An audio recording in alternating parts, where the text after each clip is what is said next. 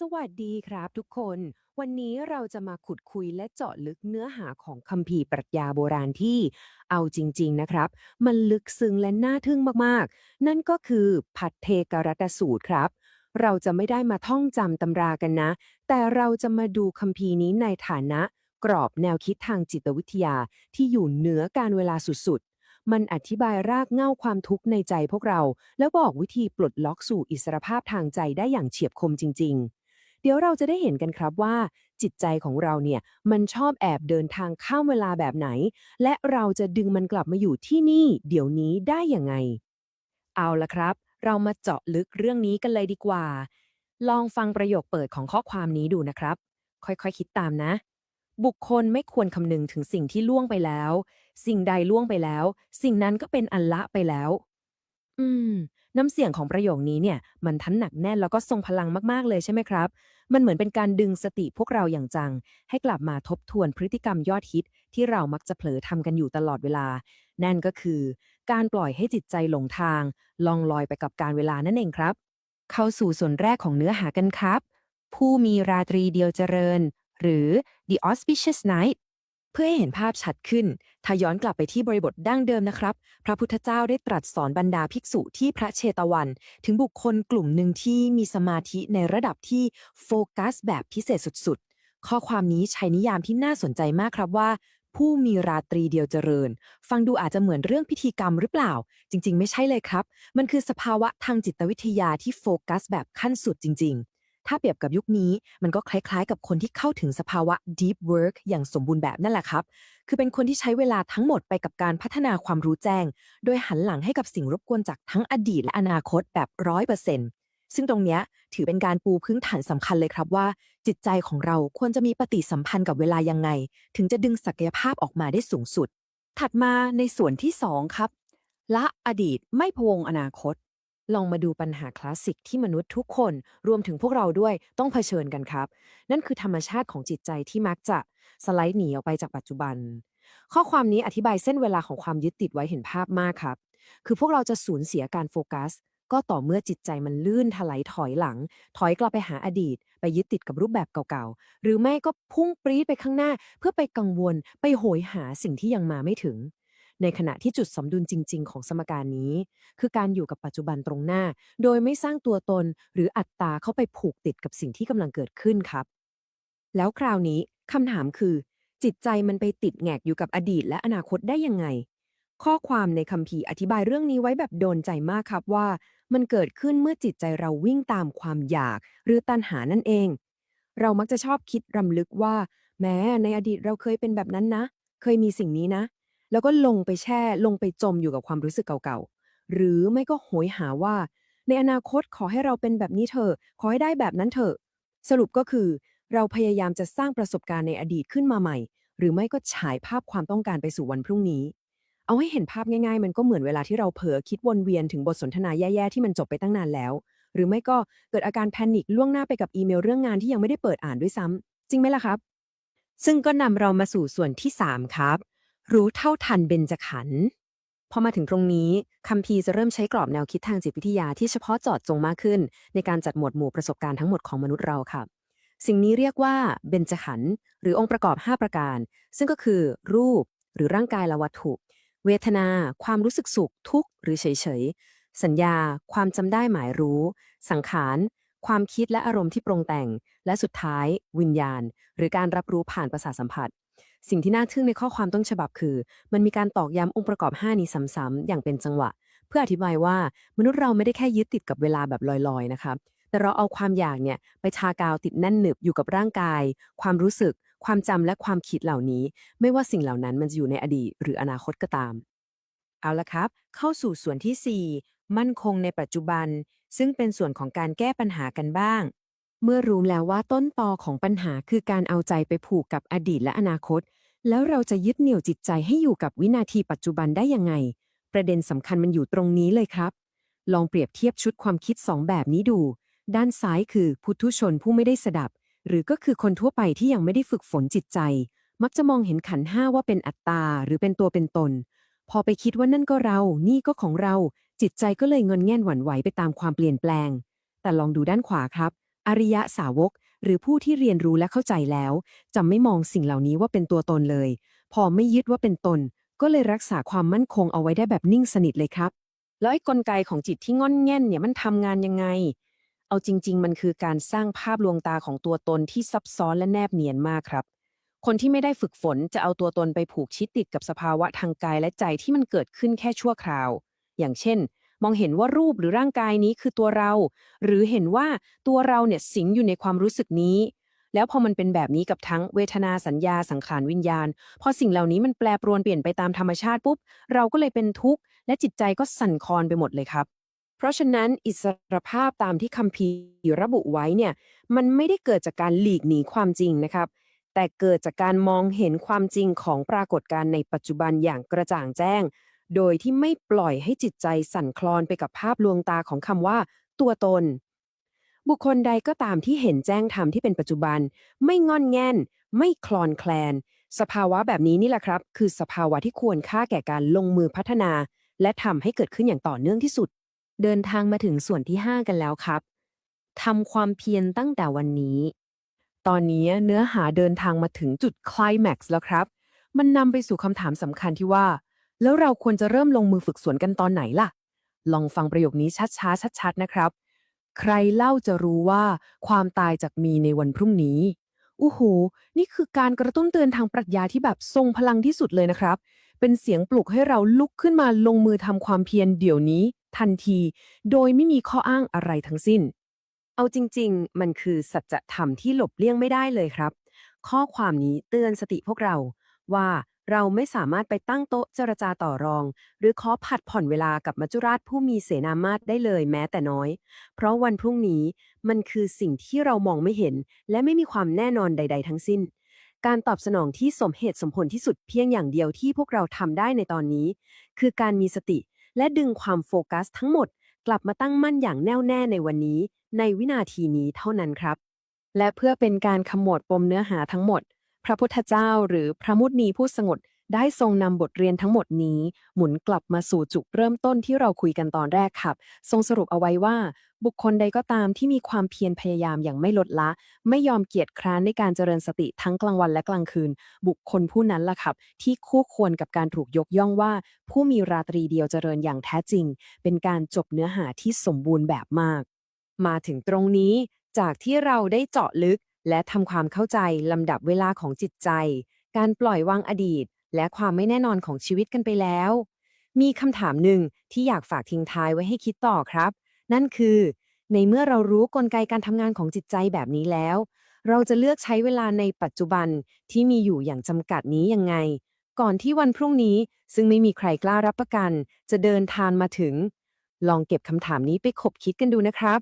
สำหรับการเจาะลึกเนื้อหาของคัมภีร์ในวันนี้หวังว่าจะจุดประกายมุมมองใหม่ๆให้กับทุกคนได้นำไปปรับใช้กันแล้วพบกันใหม่ครับยินดีต้อนรับทุกคนเข้าสู่การเจาะลึกเนื้อหาในวันนี้ครับ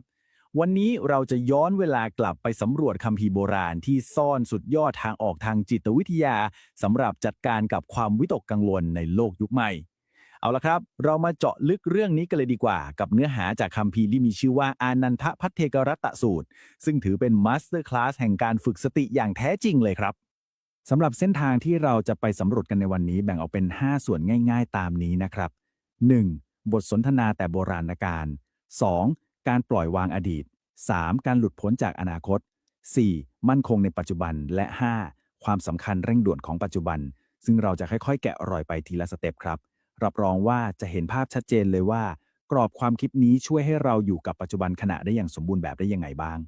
เริ่มกันที่ส่วนแรกเลยครับบทสนทนาแต่โบราณกาลฉากหลังณพระเชตวัน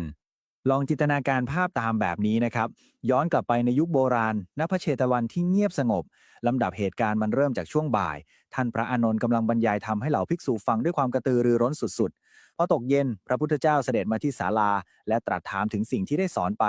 พอตกค่ำพระอานนท์ก็เลยทูลทวนคำสอนทั้งหมดให้ฟังอีกครั้งและหลังจากนั้นพระพุทธเจ้าก็ทรงตรัสสรรเสริญเลยครับว่าสิ่งที่พระอานนท์อธิบายนั้นถูกต้องและลึกซึ้งมากๆการการันตีจากพระพุทธเจ้านี่แหละครับที่ทำให้เนื้อหานี้ทรงพลังและมีความสำคัญอย่างมหาศาล ทีนี้มันมีคำศัพท์คำหนึ่งที่เป็นหัวใจหลักของเรื่องนี้เลยคือคำว่าผู้มีราตรีเดียวเจริญหรือพัทเทกรตะความหมายของมันก็คือคนที่ใช้ชีวิตอย่างเต็มเปี่ยมและมีสติอยู่ในปัจจุบันขณะฟังดูเป็นคำที่น่าค้นหาใช่ไหมครับแต่คำถามที่น่าสงสัยก็คืออะไรล่ะครับที่ทำให้ค่ำคืนเดียวของเราหรือการมีชีวิตอยู่แค่วันเดียวกลายเป็นวันที่ยอดเยี่ยมและเจริญที่สุดได้เดี๋ยวเราจะมาหาคำตอบกันครับมาถึงส่วนที่สองการปล่อยวางอดีต ทำลายโซ่ตรวนแห่งความทรงจำปัญหาคลาสสิกของคนเราคือการชอบหมกมุ่นกับอดีตใช่ไหมครับสิ่งที่น่าสนใจมากๆสำหรับสไลด์นี้ก็คือคัมภีร์โบราณนี้ได้แยกส่วนประสบการณ์ทั้งหมดของมนุษย์ออกมาอย่างเป็นเหตุเป็นผลผ่าน5องค์ประกอบที่เรียกว่าเบญจขันธ์ครับซึ่งก็คือรูปเวทนา สัญญา สังขารและวิญญาณพูดง่ายๆคือประสบการณ์ชีวิตทั้งหมดของเราไม่ว่าจะเจอเรื่องอะไรมามันถูกจัดอยู่ใน5หมวดหมู่พื้นฐานนี้ทั้งหมดเลยครับ และนี่คือวิธีที่จิตใจของเรามักจะติดกับดักครับประโยคที่ท่องจำกันมาในคัมภีร์อย่างในอดีตเราได้มีรูปอย่างนี้มีเวทนาอย่างนี้มีสัญญาอย่างนี้มันสะท้อนให้เห็นเลยครับว่าธรรมชาติของเรามักจะเผลอปล่อยให้จิตใจโดนดึงกลับไปหาอดีตได้ง่ายแค่ไหนเรามักจะติดกับการนึกถึงและยึดติดกับตัวตนในวันวานอยู่เสมอกลไกการติดกับดักมันทำงานแบบเป็นสเต็ปเลยครับเริ่มจาก 1. เรานึกถึงประสบการณ์หรือขันในอดีต 2. เราเข้าไปเพลิดเพลินหรือมีอารมณ์ร่วมกับความทรงจำเหล่านั้น และ 3. จิตใจเราก็ถูกผูกติดไว้กับสิ่งที่มันจบไปแล้วดับไปแล้ว เรียกว่าเอาใจไปผูกกับเงาของสิ่งที่ไม่มีอยู่จริงอีกต่อไปครับสิ่งที่ผ่านไปแล้วมันก็คือพังทลายและละทิ้งไปแล้วจริงๆถัดมาคือส่วนที่3การหลุดพ้นจากอนาคตละทิ้งความกังวล ดังนั้นประเด็นสำคัญก็คือเมื่อกี้เราพูดถึงการติดอยู่กับอดีตใช่ไหมครับทีนี้การที่เราคาดหวังหรือกังวลกับอนาคตเช่นคิดว่าในอนาคตเราพึงมีรูปอย่างนี้มีเวทนาอย่างนี้มีวิญญาณอย่างนี้รากเหง้าของมันก็มาจากความยึดติดในเบญจขันธ์แบบเดียวกันเต๊ะเลยครับเพียงแค่มันไปตกอยู่ในเส้นเวลาที่ยังมาไม่ถึงเท่านั้นเองพอเราเอา2อย่างนี้มาเทียบกันจะเห็นความจริงของภาพลวงตาแห่งเวลาเลยครับ ด้านซ้ายการจมอยู่กับอดีตคือการยึดติดกับซากปรักหักพังของสิ่งที่ผ่านไปแล้วส่วนด้านขวาการหวังถึงอนาคตก็คือการยึดติดและสร้างวิมานในอากาศจากสิ่งที่ยังไม่ได้เกิดขึ้นทั้งสองฝั่งนี้เป็นเหมือนตัวบล็อกไม่ให้พวกเราได้สัมผัสกับความจริงในปัจจุบันเลยครับนำมาสู่ส่วนที่ 4มั่นคงในปัจจุบันแก่นแท้ของการมีสติเมื่อเราเข้าใจแล้วว่าอดีตและอนาคตคือภาพลวงตาทางออกคือการดึงใจกลับมาไว้ที่ปัจจุบัน และภาพนี้ก็ช่วยอธิบายให้เห็นภาพได้อย่างยอดเยี่ยมเลยครับถึงความแตกต่างแบบคนละขั้วระหว่างด้านซ้ายคือปุถุชนหรือผู้ที่ยังไม่ได้รับการฝึกฝนจิตใจซึ่งมักจะสั่นคลอนไปกับสิ่งที่มากระทบกับด้านขวาคืออริยสาวกผู้ที่ได้รับการฝึกฝนมาแล้วซึ่งจะมีความมั่นคงทางจิตใจอย่างเต็มที่สาเหตุที่ปุถุชนมักจะสั่นคลอนหรือหวั่นไหวก็เพราะกรอบความคิดแบบนี้ครับพวกเขาเอาตัวตนไปผูกกับสิ่งต่างๆ เห็นรูปเป็นตน เห็นตนมีรูป เอาตัวตนไปสวมทับกับทุกเหตุการณ์ที่เกิดขึ้น เพราะสิ่งเหล่านั้นมันเปลี่ยนหรือไม่เป็นดั่งใจ พวกเขาก็เลยเจ็บปวดและหวั่นไหวไปตามสภาพแวดล้อมอย่างหลีกเลี่ยงไม่ได้เลยครับ แต่ในทางตรงกันข้ามเลยนะครับอริยสาวกจะมีกรอบความคิดที่เป็นอิสระมากๆ พวกเขาไม่เห็นรูปเป็นตน ไม่ได้เอาตัวตนไปผูกติดกับปรากฏการณ์เหล่านั้นพูดได้ง่ายคือพวกเขามองเห็นสิ่งที่เกิดขึ้นในปัจจุบันตามความเป็นจริง เป็นเพียงผู้เฝ้าสังเกตการณ์โดยต้องรู้สึกว่าต้องเข้าไปเป็นเจ้าของความรู้สึกหรือสภาวะนั้นๆเลยครับผลลัพธ์ของการปล่อยวางแบบนี้คืออะไรมันคือการที่เราสามารถมองเห็นปรากฏการณ์ที่เกิดขึ้นตรงหน้าได้อย่างชัดเจนแจ่มแจ้งโดยที่ใจเราไม่งอนแง่นหรือคลอนแคลนไปกับอารมณ์ที่เข้ามากระทบเลยครับนี่แหละครับคือเป้าหมายสูงสุดของการเฝ้าสังเกตปัจจุบันด้วยความกระจ่างแจ้งเรามาดูกันต่อครับว่าเรื่องนี้นำไปสู่ส่วนที่ 5ความสำคัญเร่งด่วนของปัจจุบันข้อคิดเพื่อการลงมือทำพระพุทธเจ้าได้ทรงสรุปคำสอนนี้ด้วยถ้อยคำที่ปลุกเร้าจิตวิญญาณมากๆครับโดยย้ำเตือนว่าอดีตถูกละทิ้งไว้ข้างหลังอย่างถาวรแล้วส่วนอนาคตก็ยังมาไม่ถึงดังนั้นวันนี้และเดี๋ยวนี้เท่านั้นครับคือพื้นที่เดียวที่เรามีอำนาจควบคุมได้เต็มที่เป็นพื้นที่เดียวที่เราจะทำงานกับจิตใจตัวเองได้การลงมือฝึกฝนต้องเกิดขึ้นตอนนี้เลยครับลองฟังประโยคนี้ดูนะครับใครเล่าจะรู้ว่าความตายจากมีในวันพรุ่งนี้นี่คือประโยคแปลที่ดึงมาจากคัมภีร์ดั้งเดิมเลยฟังแล้วอาจจะดูหนักหน่วงแต่มันคือความจริงที่ปลุกให้เราตื่นจากความประมาทเลยใช่ไหมครับ มันตอกย้ำให้เราเห็นถึงความไม่แน่นอนของชีวิตอย่างลึกซึ้งเลยทีเดียวคัมภีร์ยังย้ำเตือนอีกว่าเราไม่สามารถต่อรองหรือขอผัดผ่อนกับมัจจุราชผู้เปรียบเสมือนแม่ทัพที่มีกองทัพอันยิ่งใหญ่ได้เลยนี่ไม่ได้ขู่ให้กลัวนะครับแต่เป็นการเตือนสติว่าการผัดวันประกันพรุ่งในการดูแลสุขภาพจิตและการฝึกสติมันก็คือการที่เรากำลังเล่นกับความตายที่หลีกเลี่ยงไม่ได้นั่นเองครับ ถ้ารวบรวมแนวทางทั้งหมดเราจะได้เส้นทางปฏิบัติที่เรียบง่ายแต่ทรงพลังมากครับ 1. ละทิ้งอดีตไม่วิ่งตามความทรงจำ 2. ปล่อยวางอนาคตไม่ผูกมัดกับความคาดหวัง 3. เฝ้าสังเกตปัจจุบันโดยไม่ให้จิตใจหวั่นไหว และ 4. เมื่อเราทำตามนี้เราก็จะกลายเป็นผู้มีราตรีเดียวเจริญอย่างแท้จริง นี่คือเป้าหมายแห่งการมีชีวิตอย่างเต็มเปี่ยมครับสำหรับคำถามทิ้งท้ายในวันนี้ที่อยากให้ทุกคนได้ลองนำกลับไปทบทวนดูก็คือ ทุกวันนี้เรากำลังใช้ชีวิตอยู่ในวันนี้จริงๆ หรือเราเพียงแค่วิ่งหนีอดีตและขอยืมเวลามาจากวันพรุ่งนี้เพื่อประทังชีวิตไปวันๆหวังว่าการเจาะลึกเนื้อหาในวันนี้จะช่วยจุดประกายให้ทุกคนอยากเริ่มต้นมีราตรีเดียวที่เจริญกันนะครับขอบคุณทุกคนที่ติดตามแล้วพบกันใหม่ครับ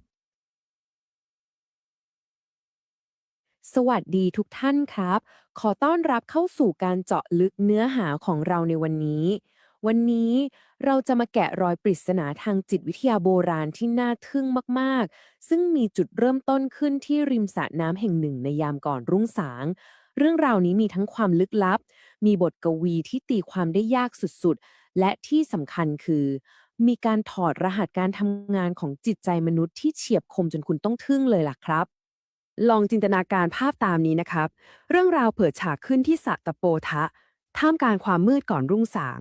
พระภิกษุหนุ่มที่ชื่อว่าพระสมิทธิเพิ่งทรงน้ำเสร็จและกำลังยืนผึ่งตัวให้แห้ง ทันใดนั้นเอง เทวดาองค์หนึ่งที่มีรัศมีสว่างไสวก็ปรากฏกายขึ้น พร้อมกับทิ้งคำถามที่ฟังดูเป็นปริศนา และท้าทายความคิดมากๆว่า ท่านจำบทสรุปและคำอธิบายของผู้มีราตรีเดียวเจริญได้หรือไม่ ซึ่งพระสมิทธิก็ยอมรับตามตรงครับว่าจำไม่ได้ และตัวเทวดาเองก็จำไม่ได้เหมือนกัน แต่กลับกำชับอย่างหนักแน่นให้พระสมิทธิไปตามหาคำตอบให้จงได้ เพราะนี่แหละคือจุดเริ่มต้นที่แท้จริงของการประพฤติพรหมจรรย์ แน่นอนครับว่าด้วยความสงสัยเช้าวันรุ่งขึ้น พระสมิทธิจึงนำเรื่องนี้ไปกราบทูลถามพระพุทธเจ้าทันที และพระองค์ก็ได้ตรัสบทกวีที่ลึกซึ้งและงดงามบทนี้ออกมา ซึ่งเป็นการสรุปใจความสำคัญของเรื่องที่ว่าเราต้องละทิ้งอดีต ไม่คาดหวังอนาคต และทำความเพียรในปัจจุบันให้ชัดเจน แต่จุดพีคมันอยู่ตรงนี้ครับคือพอตรัสบทกวีนี้จบปุ๊บพระองค์ก็ทรงลุกจากที่ประทับแล้วเสด็จกลับเข้าไปอย่างที่พักเลย คือแบบทิ้งบอมความรู้ไว้แล้วก็จากไปเฉยเลยครับ ไม่มีคำอธิบายเพิ่มเติมใดๆทั้งสิ้น ปล่อยให้ความเงียบและบทกวีนี้ทำงานของมันไป เอาละครับ เรามาเจาะลึกสถานการณ์นี้กันต่อ พอเจอแบบนี้เข้าไปเราภิกษุสงฆ์ก็ถึงกับไปไม่เป็นเลยครับ ตกอยู่ในภาวะสับสนงุนงงกันสุดๆ พวกท่านได้ยินบทสรุปอันไพเราะก็จริง แต่กลับไม่เข้าใจวิธีนำไปปฏิบัติจริงๆ เลยต้องรีบแท็กทีมกันหาทางออก และเป้าหมายเดียวของพวกท่านก็คือ การไปขอความช่วยเหลือจากนักถอดรหัสมือหนึ่งประจำกลุ่ม นั่นก็คือพระมหากัจจานะ ผู้ที่ได้รับการยกย่องว่าเป็นเลิศในการอธิบายความย่อให้เข้าใจง่ายนั่นเองครับ พอเหล่าภิกษุแห่กันไปขอร้องให้พระมหากัจจานะช่วยตีความ ท่านก็ตอบกลับด้วยอุปมาอุปไมยที่แฝงอารมณ์ขันแบบเจ็บแสบนิดๆนะครับ ท่านเปรียบเทียบว่าการที่พระพุทธเจ้าอยู่ตรงหน้าแท้ๆแต่กลับปล่อยให้ท่านเสด็จไป แล้วมาถามเอาจากท่านแทนเนี่ยก็เหมือนกับคนที่อยากได้แก่นไม้ที่แข็งแรง แต่ดันเดินผ่านลำต้นใหญ่ไปซะงั้น และไปพยายามหาแก่นไม้จากพวกกิ่งก้านและใบแทน แต่ก็นั่นแหละครับ เมื่อเหล่าภิกษุยืนกรานและอ้อนวอนท่านพระมหากัจจานะก็ใจอ่อน และยินดีที่จะถอดรหัสปริศนานี้ให้ในที่สุด ทีนี้เรามาเข้าสู่การวิเคราะห์ของนักถอดรหัสกันเลยครับ กับหัวข้อการถอดรหัสการข้ามเวลาของจิตใจ สิ่งที่น่าสนใจมากๆในจุดนี้ก็คือ เนื้อหามันเปลี่ยนเกียร์จากการเล่าเรื่องมาเป็นการชำแหละโครงสร้างทางจิตวิทยาแบบลึกซึ้งเลยครับ พระมหากัจจานะกำลังเปิดเผยให้เราเห็นว่าจิตใจของเราเนี่ยมันเล่นตลกเดินทางข้ามเวลาไปสู่อดีตและอนาคตได้ยังไง และกุญแจสำคัญคือคำว่าฉันทะราคะครับ การที่เราไปจมอยู่กับอดีตมันไม่ใช่แค่เพราะเรามีความทรงจำนะครับ แต่มันเป็นเพราะความรับรู้ของเราถูกล่ามโซ่ผูกมัดไว้ด้วยความพอใจ หรือความอยากต่อสิ่งที่เราเคยสัมผัสมาแล้ว กลไกความผูกพันตัวนี้แหละครับที่เป็นตัวการสำคัญเลย เพื่อเห็นภาพชัดเจนขึ้น พระมหากัจจานะได้จับประสบการณ์ทั้งหมดของมนุษย์เรามาหั่นแยกย่อยออกเป็นหมวดหมู่ประสาทสัมผัส6คู่ครับ เพื่อชี้เป้าให้เห็นเลยว่าไอ้ความผูกพันที่ว่าเนี่ยมันแอบไปเกาะติดอยู่ตรงไหนได้บ้างไม่ว่าจะเป็นตาที่คู่กับภาพหูคู่กับเสียงไปจนถึงกายที่คู่กับสัมผัสทุกช่องทางเหล่านี้คือประตูที่จิตใจสามารถโดนดึงให้เข้าไปยึดติดได้ทั้งหมดเลยครับและมีข้อเท็จจริงหนึ่งจากเชิงอัดของบันทึกนี้ที่น่าทึ่งสุดๆครับคือการที่เขามองมโนหรือใจของเราเนี่ยเป็นอวัยวะรับสัมผัสชนิดหนึ่งเหมือนกันฟังดูแปลกใช่ไหมครับแต่มันหมายความว่าความคิดความจำหรืออารมณ์ต่างๆที่ผุดขึ้นมาในหัวของเราเนี่ยมันก็เป็นแค่สิ่งเร้าหรือสิ่งกระตุ้นเหมือนกับภาพที่เราเห็นหรือเสียงที่เราได้ยินเป๊ะเลยความคิดของเราเองนี่แหละครับที่สามารถวางกับดักและขังเราไว้ได้หากเราเผลอเข้าไปผูกพันกับมันด้วยความพอใจประเด็นสำคัญมันอยู่ตรงนี้ครับการที่เราแค่นึกถึงอดีตหรือจำเรื่องราวเก่าๆได้เนี่ยไม่ใช่เรื่องผิดปกติอะไรเลยนะครับแต่การจมอยู่กับอดีตหรือการคำนึงถึงตามบริบทนี้มันจะเกิดขึ้นก็ต่อเมื่อจิตของเราเกิดไปผูกพันด้วยฉันทาราคะต่อสิ่งที่เราเคยเห็นเคยได้ยินหรือเคยคิด จนเกิดความเพลิดเพลินหลงไหลไปกับมัน ถ้าเราตัดความผูกพันตรงนี้ออกไปได้ เราก็จะเป็นเพียงแค่คนที่จำเรื่องราวได้ โดยไม่โดนอดีตกระชากตัวกลับไปครับ ทีนี้พอตรรกะเดียวกันนี้ขยับไปสู่อนาคตพระมหากัจจานะอธิบายว่าการหวังในที่นี้ไม่ใช่การวางแผนชีวิตแบบคนปกตินะครับแต่มันคือการที่จิตใจเรากำลังหมกมุ่นพยายามคาดคั้นหรือวางแผนล่วงหน้าเพื่อจะไล่ล่ากอบโกยความสุขทางประสาทสัมผัสที่มันยังไม่เกิดด้วยซ้ำมันคือการปล่อยให้ความทะยานอยากของเราวิ่งแซงหน้าปัจจุบันพุ่งไปหาอนาคตนั่นเองครับ และเพื่อขมวดปมการวิเคราะห์นี้ให้สมบูรณ์พระมหากัจจานะชี้ให้เห็นว่าแม้แต่ในขณะปัจจุบันวินาทีนี้เลยนะครับถ้าเรากำลังมองเห็นหรือกำลังคิดอะไรอยู่แล้วเราเผลอปล่อยให้ใจไปผูกพันกับมันด้วยความอยากเราก็จะเกิดความหลงไหลและเกิดอาการง่อนแง่นทันทีจิตใจที่เคยมั่นคงนิ่งสงบก็จะเริ่มสั่นคลอนไปตามสิ่งเร้าตรงหน้านี่แหละครับคือการเสียสมดุลอย่างแท้จริงตามโครงสร้างนี้ ซึ่งทั้งหมดนี้ก็นำพวกเรามาสู่การยืนยันขั้นสูงสุดนั่นก็คือการกลับคืนสู่แหล่งกำเนิดครับหลังจากที่พระมหากัจจานะกางแผนผังทางจิตวิทยาชุดนี้ออกมาจนหมดเปลือกเหล่าภิกษุต่างก็ทึ่งและชื่นชมยินดีกันมากๆครับแต่เพื่อให้เคลียร์และมั่นใจแบบ100%พวกท่านก็เลยหอบเอากรอบแนวคิดนี้กลับไปเล่าให้พระพุทธเจ้าฟังและผลก็คือพระพุทธเจ้าทรงประทับตราการันตีให้อย่างสูงสุดเลยครับ พระองค์ตรัสชมว่าพระมหากัจจานะเป็นผู้มีปัญญามากและยืนยันชัดเจนว่าถ้าภิกษุมาถามพระองค์ตั้งแต่แรกพระองค์ก็จะตอบแบบเดียวกันเป๊ะๆไม่มีผิดเพี้ยนเป็นการปิดจ็อบวงจรเรื่องราวนี้ได้อย่างสมบูรณ์แบบและพิสูจน์ให้เห็นเลยว่าการทำความเข้าใจโครงสร้างของประสาทสัมผัสทั้ง6เนี่ยแหละคือแก่นแท้ของการกุมบังเหียนชีวิตให้อยู่กับปัจจุบันอย่างแท้จริงครับจากการชำแหละและวิเคราะห์ทั้งหมดที่เราคุยกันมานำมาสู่คำถามทิ้งท้ายที่อยากให้ทุกท่านลองเก็บไปคิดต่อครับเวลาที่เราบอกตัวเองว่าเรากำลังอยู่กับปัจจุบันเนี่ยเรากำลังสัมผัสช่วงเวลานี้ด้วยความรับรู้ที่ตื่นตัวและเป็นอิสระจริงๆหรือว่าแท้จริงแล้วความรับรู้ของเราแค่กำลังถูกล่ามโซ่เอาไว้ด้วยความพึงพอใจต่อภาพเสียงหรือแม้แต่ความคิดที่กำลังพุ่งเข้ามากระทบประสาทสัมผัสของเรากันแน่ลองหยิบเอากรอบความคิดโบราณอันแยบคายนี้ไปสังเกตการทำงานของจิตใจตัวเองดูนะครับ สำหรับวันนี้ สวัสดีครับ สวัสดีครับทุกคน วันนี้เราจะมาเจาะลึกคัมภีร์โบราณที่ซ่อนปรัชญาแบบลึกซึ้งสุดๆ เกี่ยวกับการอยู่กับปัจจุบันขณะครับ เรากำลังพูดถึงการแกะรอยโลมสกังคียพเทกรัตตสูตร ซึ่งเป็นพระสูตรที่ว่าด้วยบุคคลผู้มีราตรีเดียวเจริญ บอกเลยนะครับว่าเนื้อหาไม่ได้มีแค่หลักธรรมเรียบๆทั่วไป แต่เปิดเรื่องมาได้น่าติดตามราวกับวรรณกรรมแฟนตาซีชั้นเยี่ยมเลยล่ะครับ เอาเป็นว่าเรามาเริ่มกันเลยดีกว่า ลองนึกภาพตามนะครับ กลางดึกที่เงียบสงัดสุดๆ ในป่าที่ชื่อว่านิโคราธาราม จู่ๆ ความมืดมิดก็ถูกแทนที่ด้วยแสงสว่างวาบขึ้นมา เมื่อจันทนเทพบุตร ผู้มีรัศมีสว่างไสวยงดงาม ปรากฏกายขึ้นเพื่อมาหาท่านพระโลมสกังคียะ คือแบบมันไม่ใช่การเริ่มต้นแบบธรรมดาธรรมดาเลยใช่ไหมล่ะครับ แต่มันเปิดฉากด้วยความลี้ลับที่ดึงดูดความสนใจของเราได้ตั้งแต่หน้าแรกเลยครับ เอาละครับทีนี้เรามาเข้าสู่ช่วงของปริศนาธรรมยามวิกาลกันครับพอมาถึงปุ๊บเทพบุตรท่านก็ยิงคำถามเลยครับว่าท่านจำอุทเทศและวิพังค์ของบุคคลผู้มีราตรีเดียวเจริญได้ไหมแต่ประเด็นที่พีคและน่าสนใจมากๆก็คือ ทั้งท่านพระโลมสังคคิยะและตัวเทพบุตรเองต่างก็ไม่มีใครจำเนื้อหาการวิเคราะห์แบบเต็มๆได้เลยครับจันทนะเทพบุตรจำได้แค่บทกวีสั้นๆและจำได้ลางๆว่าพระพุทธเจ้าเคยแสดงธรรมนี้ที่ควงไม้ปาริฉัตตกะบนสวรรค์ชั้นดาวดึงส์สรุปก็คือการสนทนาจบลงโดยทิ้งปริศนาธรรมก้อนโตที่ยังไม่คลี่คลอยเอาไว้ครับพอรุ่งเช้ามาเยือนปุ๊บท่านพระโลมสกังคียะก็ไม่รอช้าครับท่านตัดสินใจเก็บเสนาสนะถือบาทและจีวรออกเดินทางทันที ท่านจาริกจากนิโคทารามในกรุงกบิลพัสดุมุ่งหน้าตรงสู่กรุงสาวัตถีเลยครับจนในที่สุดก็เดินทางมาถึงพระเชตวันอารามของท่านอนาถบิณฑิกะเศรษฐีเป้าหมายก็เพื่อเข้าเฝ้าและทูลขอให้พระพุทธเจ้าทรงแสดงธรรมที่เลือนหายไปนั้นให้ฟังอีกครั้งนั่นเองครับซึ่งก็นำพวกเรามาสู่หัวข้อต่อไปครับนั่นก็คือบทกวีแห่งปัจจุบันขณะ และนี่คือคำตอบของพระพุทธเจ้าครับหัวใจสำคัญอยู่ที่ประโยคนี้เลยบุคคลไม่ควรคำนึงถึงสิ่งที่ล่วงไปแล้วไม่ควรหวังสิ่งที่ยังไม่มาถึงสิ่งใดล่วงไปแล้วสิ่งนั้นก็เป็นอันละไปแล้วและสิ่งใดที่ยังไม่มาถึงสิ่งนั้นก็เป็นอันยังไม่มาถึงฟังดูเป็นประโยคที่เรียบง่ายมากๆใช่ไหมครับแต่มันตัดตรงเข้าสู่แก่นของการปล่อยวางเวลาเลยล่ะไม่ใช่แค่บอกให้เราแกล้งลืมมันไปนะครับแต่เป็นการชี้ให้เห็นความจริงชัดๆว่าอดีตและอนาคต มันไม่มีอยู่จริงในวินาทีนี้ครับ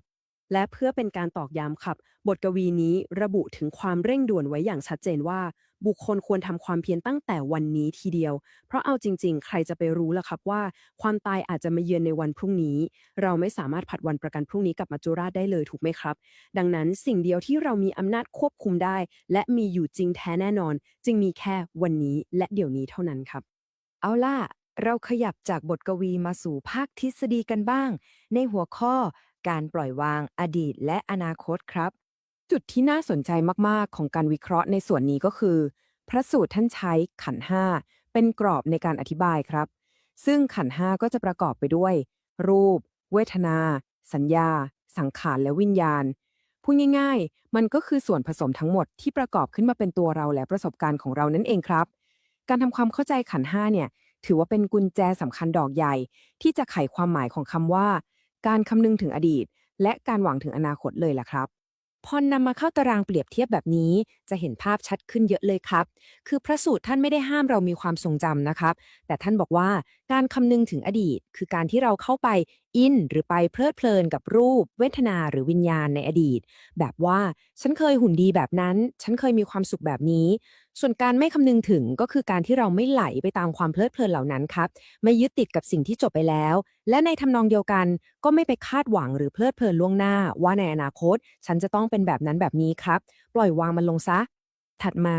เมื่อเราทิ้งอดีตและอนาคตไปแล้วเรามาดูกันต่อในหัวข้อผู้ไม่งอนแง่นในปัจจุบันครับภาพนี้อธิบายสภาวะทางจิตใจในปัจจุบันได้แบบเฉียบขาดมากครับมันแบ่งคนออกเป็นสองฝั่งชัดเจน ฝั่งซ้ายคือบุคคลทั่วไปที่ยังไม่ได้ศึกษาหรือปุถุชนผู้ไม่ได้สดับ คนกลุ่มนี้จะงอนแง่นคลอนแคลนง่ายมาก เพราะดันไปมองเห็นขันธ์ห้าในปัจจุบันว่าเป็นอัตตาหรือเป็นตัวกูของกู แต่พอหันมาดูฝั่งขวาอริยสาวกผู้ได้รับการแนะนำท่านจะยืนหยัดมั่นคงไม่หงอนแง่นเลยครับ เพราะท่านไม่ได้มองว่ารูปหรือความรู้สึกเหล่านั้นเป็นตัวตน การไม่ยึดมั่นถือมั่นในปัจจุบันนี้แหละครับ คือรากฐานความมั่นคงทางใจขั้นสุดยอดเลย และในที่สุดการวิเคราะห์ทั้งหมดก็นำเรากลับมาสู่จุดเริ่มต้นในหัวข้อค่ำคืนอันเป็นมงคลครับ นี่คือจิ๊กซอว์ชิ้นสุดท้ายที่ไขปริศนาธรรมยามวิการทั้งหมดครับคำว่าผู้มีราตรีเดียวเจริญไม่ได้หมายถึงการไปปาร์ตี้หรือมีค่ำคืนที่เต็มไปด้วยปาฏิหาริย์อะไรเลยนะครับ แต่มันคือสภาวะที่จิตใจของเราสงบระงับไม่แกว่งไปกับอดีตไม่ล่องลอยไปหาอนาคตและตั้งมั่นไม่งอนแง่นอยู่ในปัจจุบันโดยความรู้แจ้งว่ามันไม่มีสิ่งใดเลยในขันธ์ห้าที่เป็นตัวตนของเรา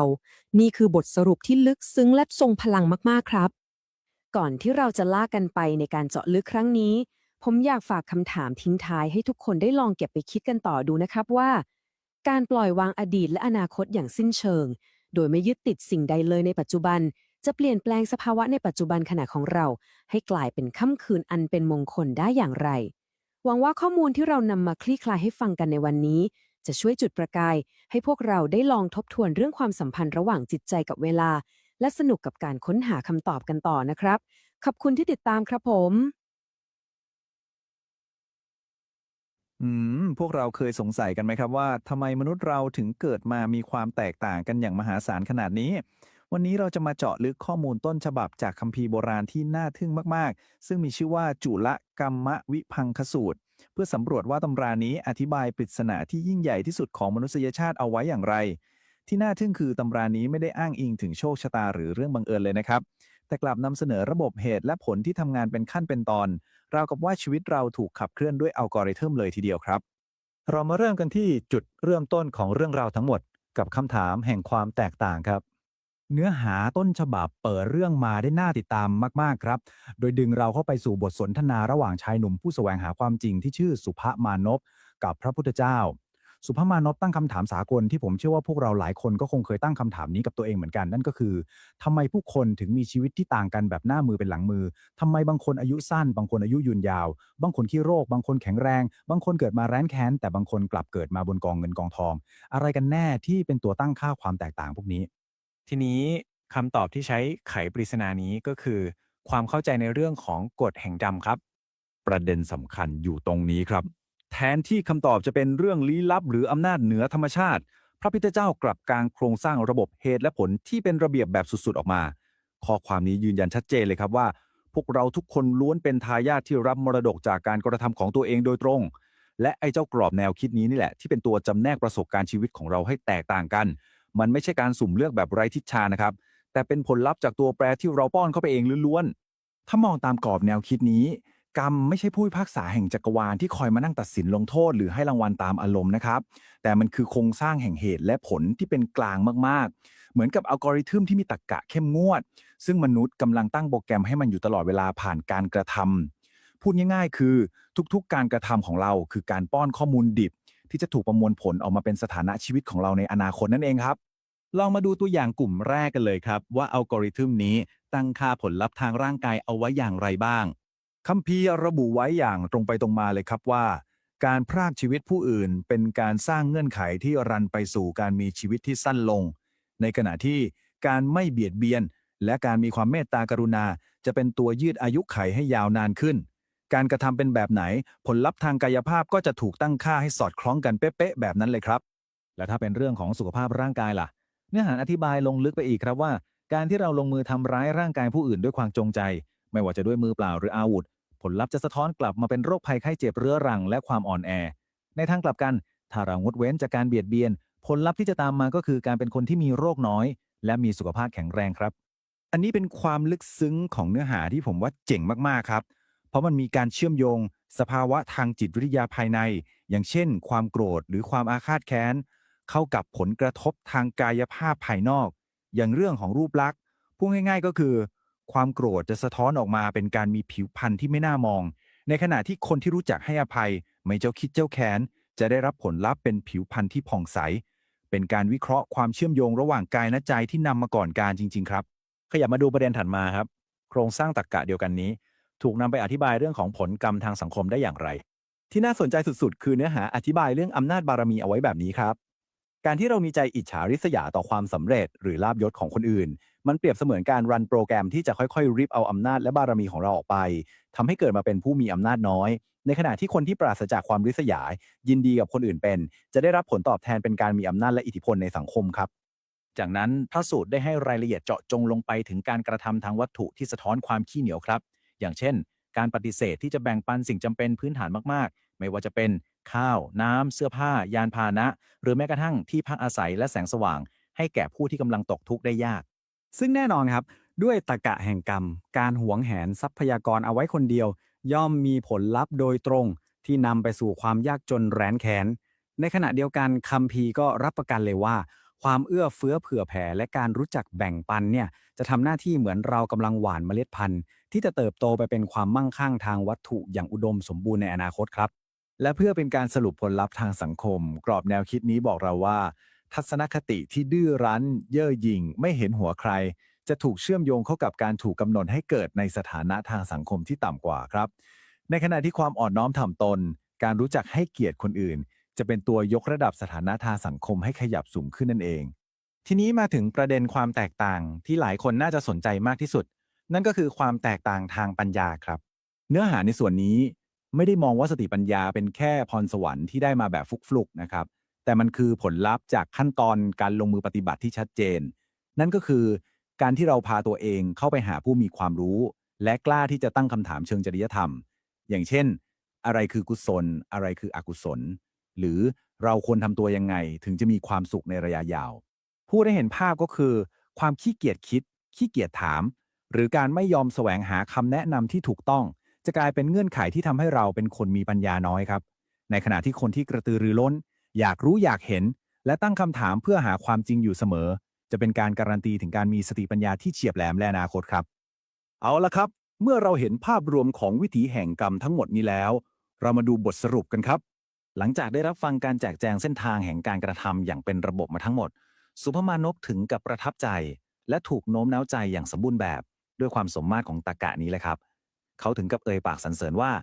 คำอธิบายนี้ช่วยส่องสว่างกลไกเบื้องหลังชีวิตมนุษย์ที่เคยเป็นความลับให้ปรากฏชัดเจนราวกับการหงายของที่คว่ำอยู่หรือเหมือนกับการจุดตะเกียงในห้องมืดเพื่อให้คนที่มีดวงตาได้มองเห็นความจริงอย่างทะลุปลุกโปร่งบทวิเคราะห์ข้อมูลต้นฉบับในวันนี้ทิ้งท้ายด้วยแง่มุมที่ชวนให้พวกเราเก็บไปคิดต่อมากๆครับ ถ้าอัลกอริทึมโบราณที่ว่าด้วยเหตุและผลของการกระทำนี้ทำงานอย่างเที่ยงตรง นั่นก็หมายความว่าชะตากรรมทั้งหมดอยู่ในมือของเราเอง100%ครับลองถามตัวเองดูนะครับว่าในทุกๆการกระทำเล็กๆน้อยๆในชีวิตประจำวันของเราณวินาทีนี้เรากำลังเขียนโค้ดเพื่อสร้างความจริงในอนาคตแบบไหนให้กับตัวเองอยู่เป็นคำถามที่ควรค่าแต่การหาคำตอบให้ตัวเองจริงๆครับ เข้าสู่บทวิเคราะห์ของเรากันเลยครับวันนี้เราจะพาย้อนเวลากลับไปเจาะลึกข้อถกเถียงระดับตำนานจากมหากรรมวิพังคสูตรว่าด้วยการจำแนกเรื่องกรรมลองนึกภาพตามนะครับว่านี่ไม่ใช่แค่เรื่องเล่าโบราณธรรมดาแต่มันคือการพิจารณาคดีในศาลปรัชญาที่มีเดิมพันสูงลิบลิ่วเป็นการปะทะกันทางความคิดเรื่องเจตนาและผลลัพธ์ของการกระทำที่จะมาเขย่าความเข้าใจเกี่ยวกับชีวิตของเราอย่างถึงรากถึงโคนเลยแหละครับ เอาละครับ ลองมาดูคำกล่าวนี้กัน นี่คือข้อเสนอที่เรียกได้ว่าท้าทายสุดๆ จากนักบวชนอกศาสนาที่ชื่อปริพาชกโปตตลิบุตร เขาเปิดประเด็นแบบกะซวกเลยว่าการกระทำทางกายกับทางวาจาน่ะไม่มีอยู่จริงหรอก เป็นแค่สิ่งลวงโลก สิ่งที่มีผลจริงๆ มีแค่อย่างเดียวคือมโนกรรมหรือการกระทำทางใจเท่านั้นโหนี่มันเหมือนโยนระเบิดลงกลางวงสนทนาเพื่อท้าทายกันชัดๆเลยนะครับ ส่วนที่1การยั่วยุและคำตอบณพระเวฬุวัน เรื่องราวสุดเข้มข้นนี้ไปเกิดที่ป่าเวฬุวันครับโปตลิบุตรที่กำลังคันปากอยากโต้วาทีเดินตรงดิ่งไปดักรอพระภิกษุหนุ่มชื่อพระสมิทธิตัวเลข3ที่เห็นนี้สำคัญมากๆเพราะท่านเพิ่งบวชมาได้แค่3พรรษาเท่านั้นเองครับยังถือว่าเป็นพระนวกะหรือพระใหม่เอี่ยมการที่พระใหม่ต้องมารับมือกับคำถามเชิงปรัชญาที่ซ้อนเงื่อนจากยอดนักโต้วาทีแบบนี้พูดตรงๆก็เหมือนส่งนักมวยมือใหม่ขึ้นชิงแชมป์รุ่นเฮฟวีเวทนั่นแหละครับทีนี้มาดูหมัดต่อหมัดครับ โปตลิบุตรตั้งคำถามที่ลึกซึ้งมากว่าคนที่ทำกรรมด้วยความจงใจทั้งทางกายวาจาและใจเนี่ยสุดท้ายจะเสวยผลเป็นอะไรแต่พระสมิทธิกลับสวนกลับมาแบบขวานผ่าซากคำเดียวสั้นๆเลยครับว่าเสวยทุกข์จบปิงเจอคำตอบแบบรวบรัดตัดตอนเข้าไปโปตลิบุตรถึงกับอึ้งลุกเดินหนีไปเลยครับไม่ตอบรับไม่ปฏิเสธทิ้งไว้แค่ความอึมครึมสุดๆส่วนที่2การยกระดับข้อถกเถียงสู่พระอานนท์ แน่นอนครับว่าคำตอบแบบฟันธงของพระสมิทธิสร้างงานเข้าให้แล้ว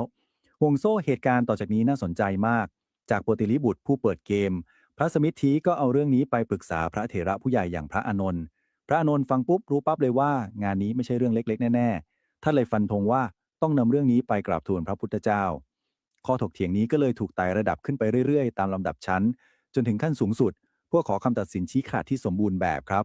และทันทีที่พระพุทธเจ้าได้ฟังเรื่องราวทั้งหมด คำตัดสินเบื้องต้นก็ออกมาเลยครับประเด็นไฮไลท์คือพระองค์ชี้ชัดเลยว่าพระสมิทธิก้าวผลาดอย่างจังไม่ใช่ว่าคำว่าทุกข์มันผิด100%นะครับแต่ปัญหาคือการเอาคำถามที่ซับซ้อนระดับจักรวาลที่ต้องจำแนกแจกแจงให้ละเอียดมาตอบแบบรวบรัดตัดความในแง่เดียวแบบนี้มันเป็นการลดทอนความลึกซึ้งของความเป็นจริงไปอย่างน่าเสียดายครับส่วนที่3การแทรกแซงที่เขาคำกล่าวของอุทายีสิ่งที่น่าสนใจมากๆของเหตุการณ์นี้คือ ก่อนที่พระพุทธเจ้าจะทรงอธิบายต่อจู่ๆก็มีพระภิกษุอีกรูปชื่อพระอุทายี โพร่งขึ้นมากลางป้องเพื่อแก้ต่างให้พระสมิธิครับและปฏิกิริยาของพระพุทธเจ้านั้นเด็ดขาดแล้วรวดเร็วมากพระองค์ตำหนิพระอุทายีแบบตรงไปตรงมาเลยว่าพูดแทรกขึ้นมาแบบไม่คิดให้ดีก่อนแถมยังเรียกพระอุทายีว่าเป็นโมฆะบุรุษหรือคนที่มีความคิดว่างเปล่าอีกด้วย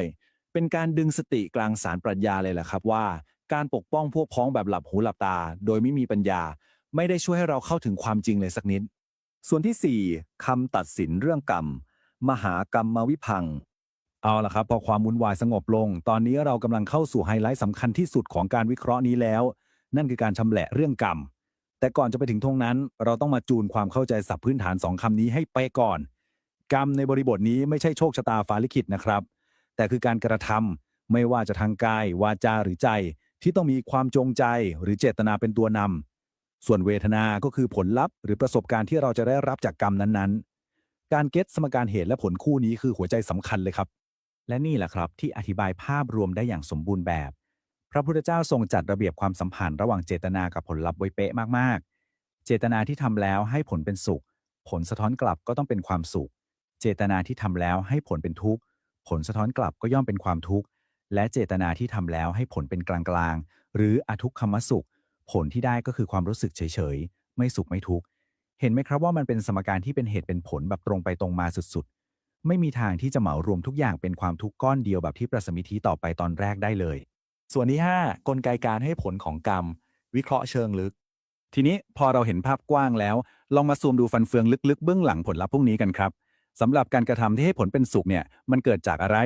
มันเกิดจากเจตนาที่เป็นกุศลที่เต็มไปด้วยความเบิกบานใจหรือโสมนัสครับแถมยังรวมไปถึงสภาวะจิตที่นิ่งลึกระดับฌานใน3ขั้นแรกด้วยก็คือปฐมฌานทุติยฌานและตติยฌานการกระทำใดๆก็ตามที่ผุดขึ้นมาจากสภาวะจิตที่บริสุทธิ์แบบนี้แหละครับคือเมล็ดพันธุ์ชั้นดีที่การันตีความสุขอย่างแน่นอนตัดภาพมาที่การกระทำที่ให้ผลเป็นทุกข์กันบ้างกลไกของมันเข้าใจง่ายมากครับแต่รุนแรงสุดๆเพราะมันถูกขับเคลื่อนด้วยอกุศลเจตนาล้วนๆเลยหรือก็คือความตั้งใจที่มันมีความมืดบอดความเศร้าหมองซ่อนอยู่เจตนาพวกนี้แหละครับที่เป็นต้นตอของความทรมานไม่ว่าจะตามไปเช็คบิลตั้งแต่ตอนเริ่มเกิดใหม่ในปฏิสนธิการหรือตามมาหลอกหลอนตอนกำลังใช้ชีวิตปกติในประวัติการก็ตามหนีไม่พ้นจริงๆครับส่วนผลลัพธ์แบบที่3ผลเป็นกลางหรืออทุกขมสุขอันนี้มีความลุ่มลึกมากครับคีย์เวิร์ดสำคัญของมันคือคำว่าอุเบกขาหรือความวางเฉยเจตนาที่ประกอบด้วยจิตที่มีความอุเบกขารวมถึงสภาวะสมาธิขั้นแอดวานซ์อย่างฌานที่4จะนำทางเราไปสู่ประสบการณ์ที่มันนิ่งสนิทไม่เหวี่ยงไปทางความสุขแล้วก็ไม่ดิ่งลงไปหาความทุกข์เป็นสภาวะที่สมดุลและนิ่งสงบอย่างแท้จริงครับมาดูกันต่อครับว่ากระบวนการทั้งหมดนี้มันเดินทางแบบไหนต้องบอกว่าวิธีของกรรมเนี่ยมันทำงานข้ามมิติเวลาเลยนะครับสเต็ปแรกมันเริ่มจากเจตนาซึ่งเป็นเหมือนเมล็ดพันธุ์ที่เราเพาะไว้จากนั้นสเต็ปที่2มันจะข้ามไปส่งผลตอนที่เราไปปฏิสนธิหรือเกิดใหม่และสเต็ปที่3มันจะค่อยส่งผลต่อเนื่องไปตลอดช่วงชีวิตหลังจากนั้น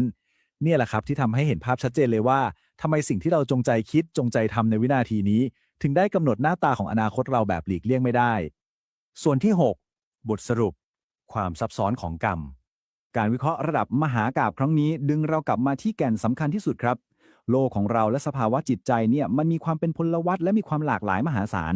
ความเป็นจริงที่มันซับซ้อนขนาดนี้มันก็คู่ควรกับคำตอบที่ผ่านการตกผลึกและจำแนกแจกแจงมาอย่างประณีตใช่ไหมครับ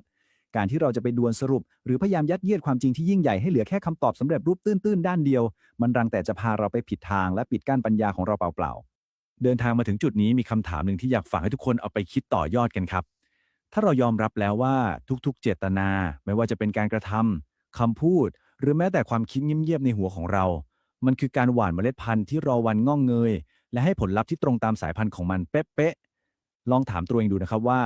ณวินาทีนี้เรากำลังตั้งใจเพาะปลูกผลผลิตแบบไหนให้กับชีวิตของเราในวันพรุ่งนี้อยู่ขอบคุณที่มาร่วมเจาะลึกและเปิดมุมมองไปพร้อมๆกันในบทวิเคราะห์นี้นะครับเอาละครับยินดีต้อนรับทุกคนเข้าสู่การเจาะลึกเนื้อหาของสลารายตนะวิพังคสูตรสิ่งที่เรากำลังจะมาคุยกันในวันนี้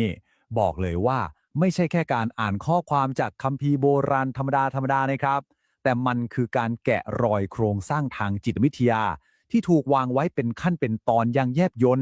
เปรียบเสมือนพิมพ์เขียวที่จะช่วยยกระดับจิตใจของเราจากความวุ่นวายไปสู่อิสรภาพอย่างแท้จริงซึ่งถ้าเราทำความเข้าใจมันได้อย่างท่องแท้ นี่คือคู่มือการใช้งานจิตใจมนุษย์ที่ทรงพลังมากๆเลยแหละครับ เพื่อให้เห็นภาพรวมเราจะมาไล่เรียงแผนผังความคิดนี้กันตามลำดับเลยนะครับ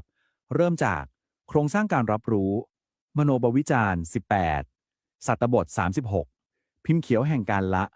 สติปัฏฐานของพระศาสดาและปิดท้ายด้วยยอดสารถีผู้ฝึกบุรุษครับมาเริ่มกันที่ส่วนแรกเลยครับโครงสร้างการรับรู้รากฐานของเรื่องทั้งหมดนี้เริ่มต้นจากการตั้งคำถามง่ายๆว่าจิตใจของเราประกอบร่างสร้างความจริงขึ้นมาแบบอัตโนมัติได้ยังไงในแต่ละเสี้ยววินาที เชื่อไหมครับว่าทุกอย่างในเนื้อหาส่วนนี้สตาร์ทที่เลข6ตัวเลขนี้ทำหน้าที่เหมือนเป็นสมการตั้งต้นทางคณิตศาสตร์สำหรับประสบการณ์พื้นฐานของมนุษย์ทุกคนไม่ว่าเราจะเป็นใครประสบการณ์ทั้งหมดในชีวิตล้วนเริ่มต้นจากจุดตัด6จุดนี้ทั้งนั้นพูดง่ายๆก็คืออายตนะภายในทั้ง6ตาหูจมูกลิ้นกายและใจเนี่ยมันจะไปคูณกับอายตนะภายนอกวิญญาณแล้วก็ผัสสะ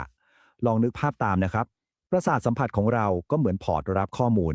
พอตาไปเห็นรูปปุ๊บมันเกิดการรับรู้ปั๊บแล้วก็เกิดการกระทบกันทันทีนี่แหละคือจุดเริ่มต้นของทุกสิ่งทุกอย่างที่หล่อหลอมเป็นประสบการณ์ชีวิตของเราซึ่งกลไกนี้มันรันของมันอยู่ตลอดเวลาตั้งแต่เราตื่นจนหลับเลยทีนี้ลองขยับไปสู่ระดับถัดไปในส่วนที่2มโนปวิจารณ์18เราจะมาดูกันว่าระบบพื้นฐานเมื่อสักครู่นี้มันถูกปรุงแต่งจนกลายเป็นปฏิกิริยาทางอารมณ์จริงๆได้ยังไงเมื่อเราต้องเผชิญกับโลกภายนอกคีย์เวิร์ดสำคัญมันอยู่ตรงที่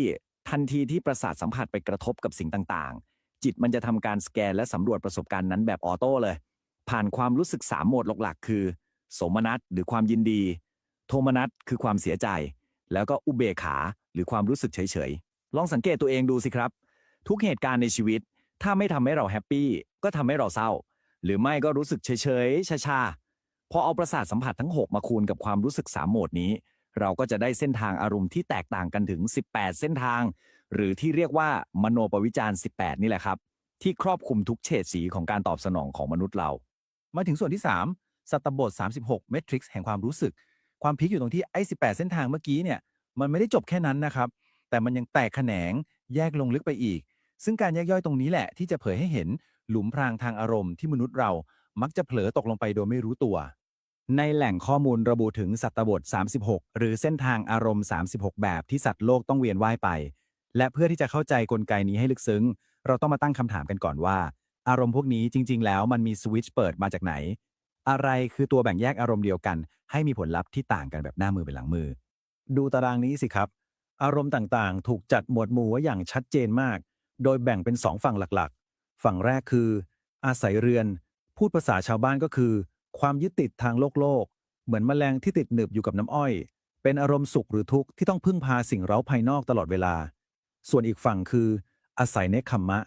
อันนี้คือความรู้แจ้งและการปล่อยวางจะเห็นได้ชัดเลยว่าไม่ว่าจะดีใจเสียใจหรือเฉยๆรากฐานของมันต่างกันสุดขั้ว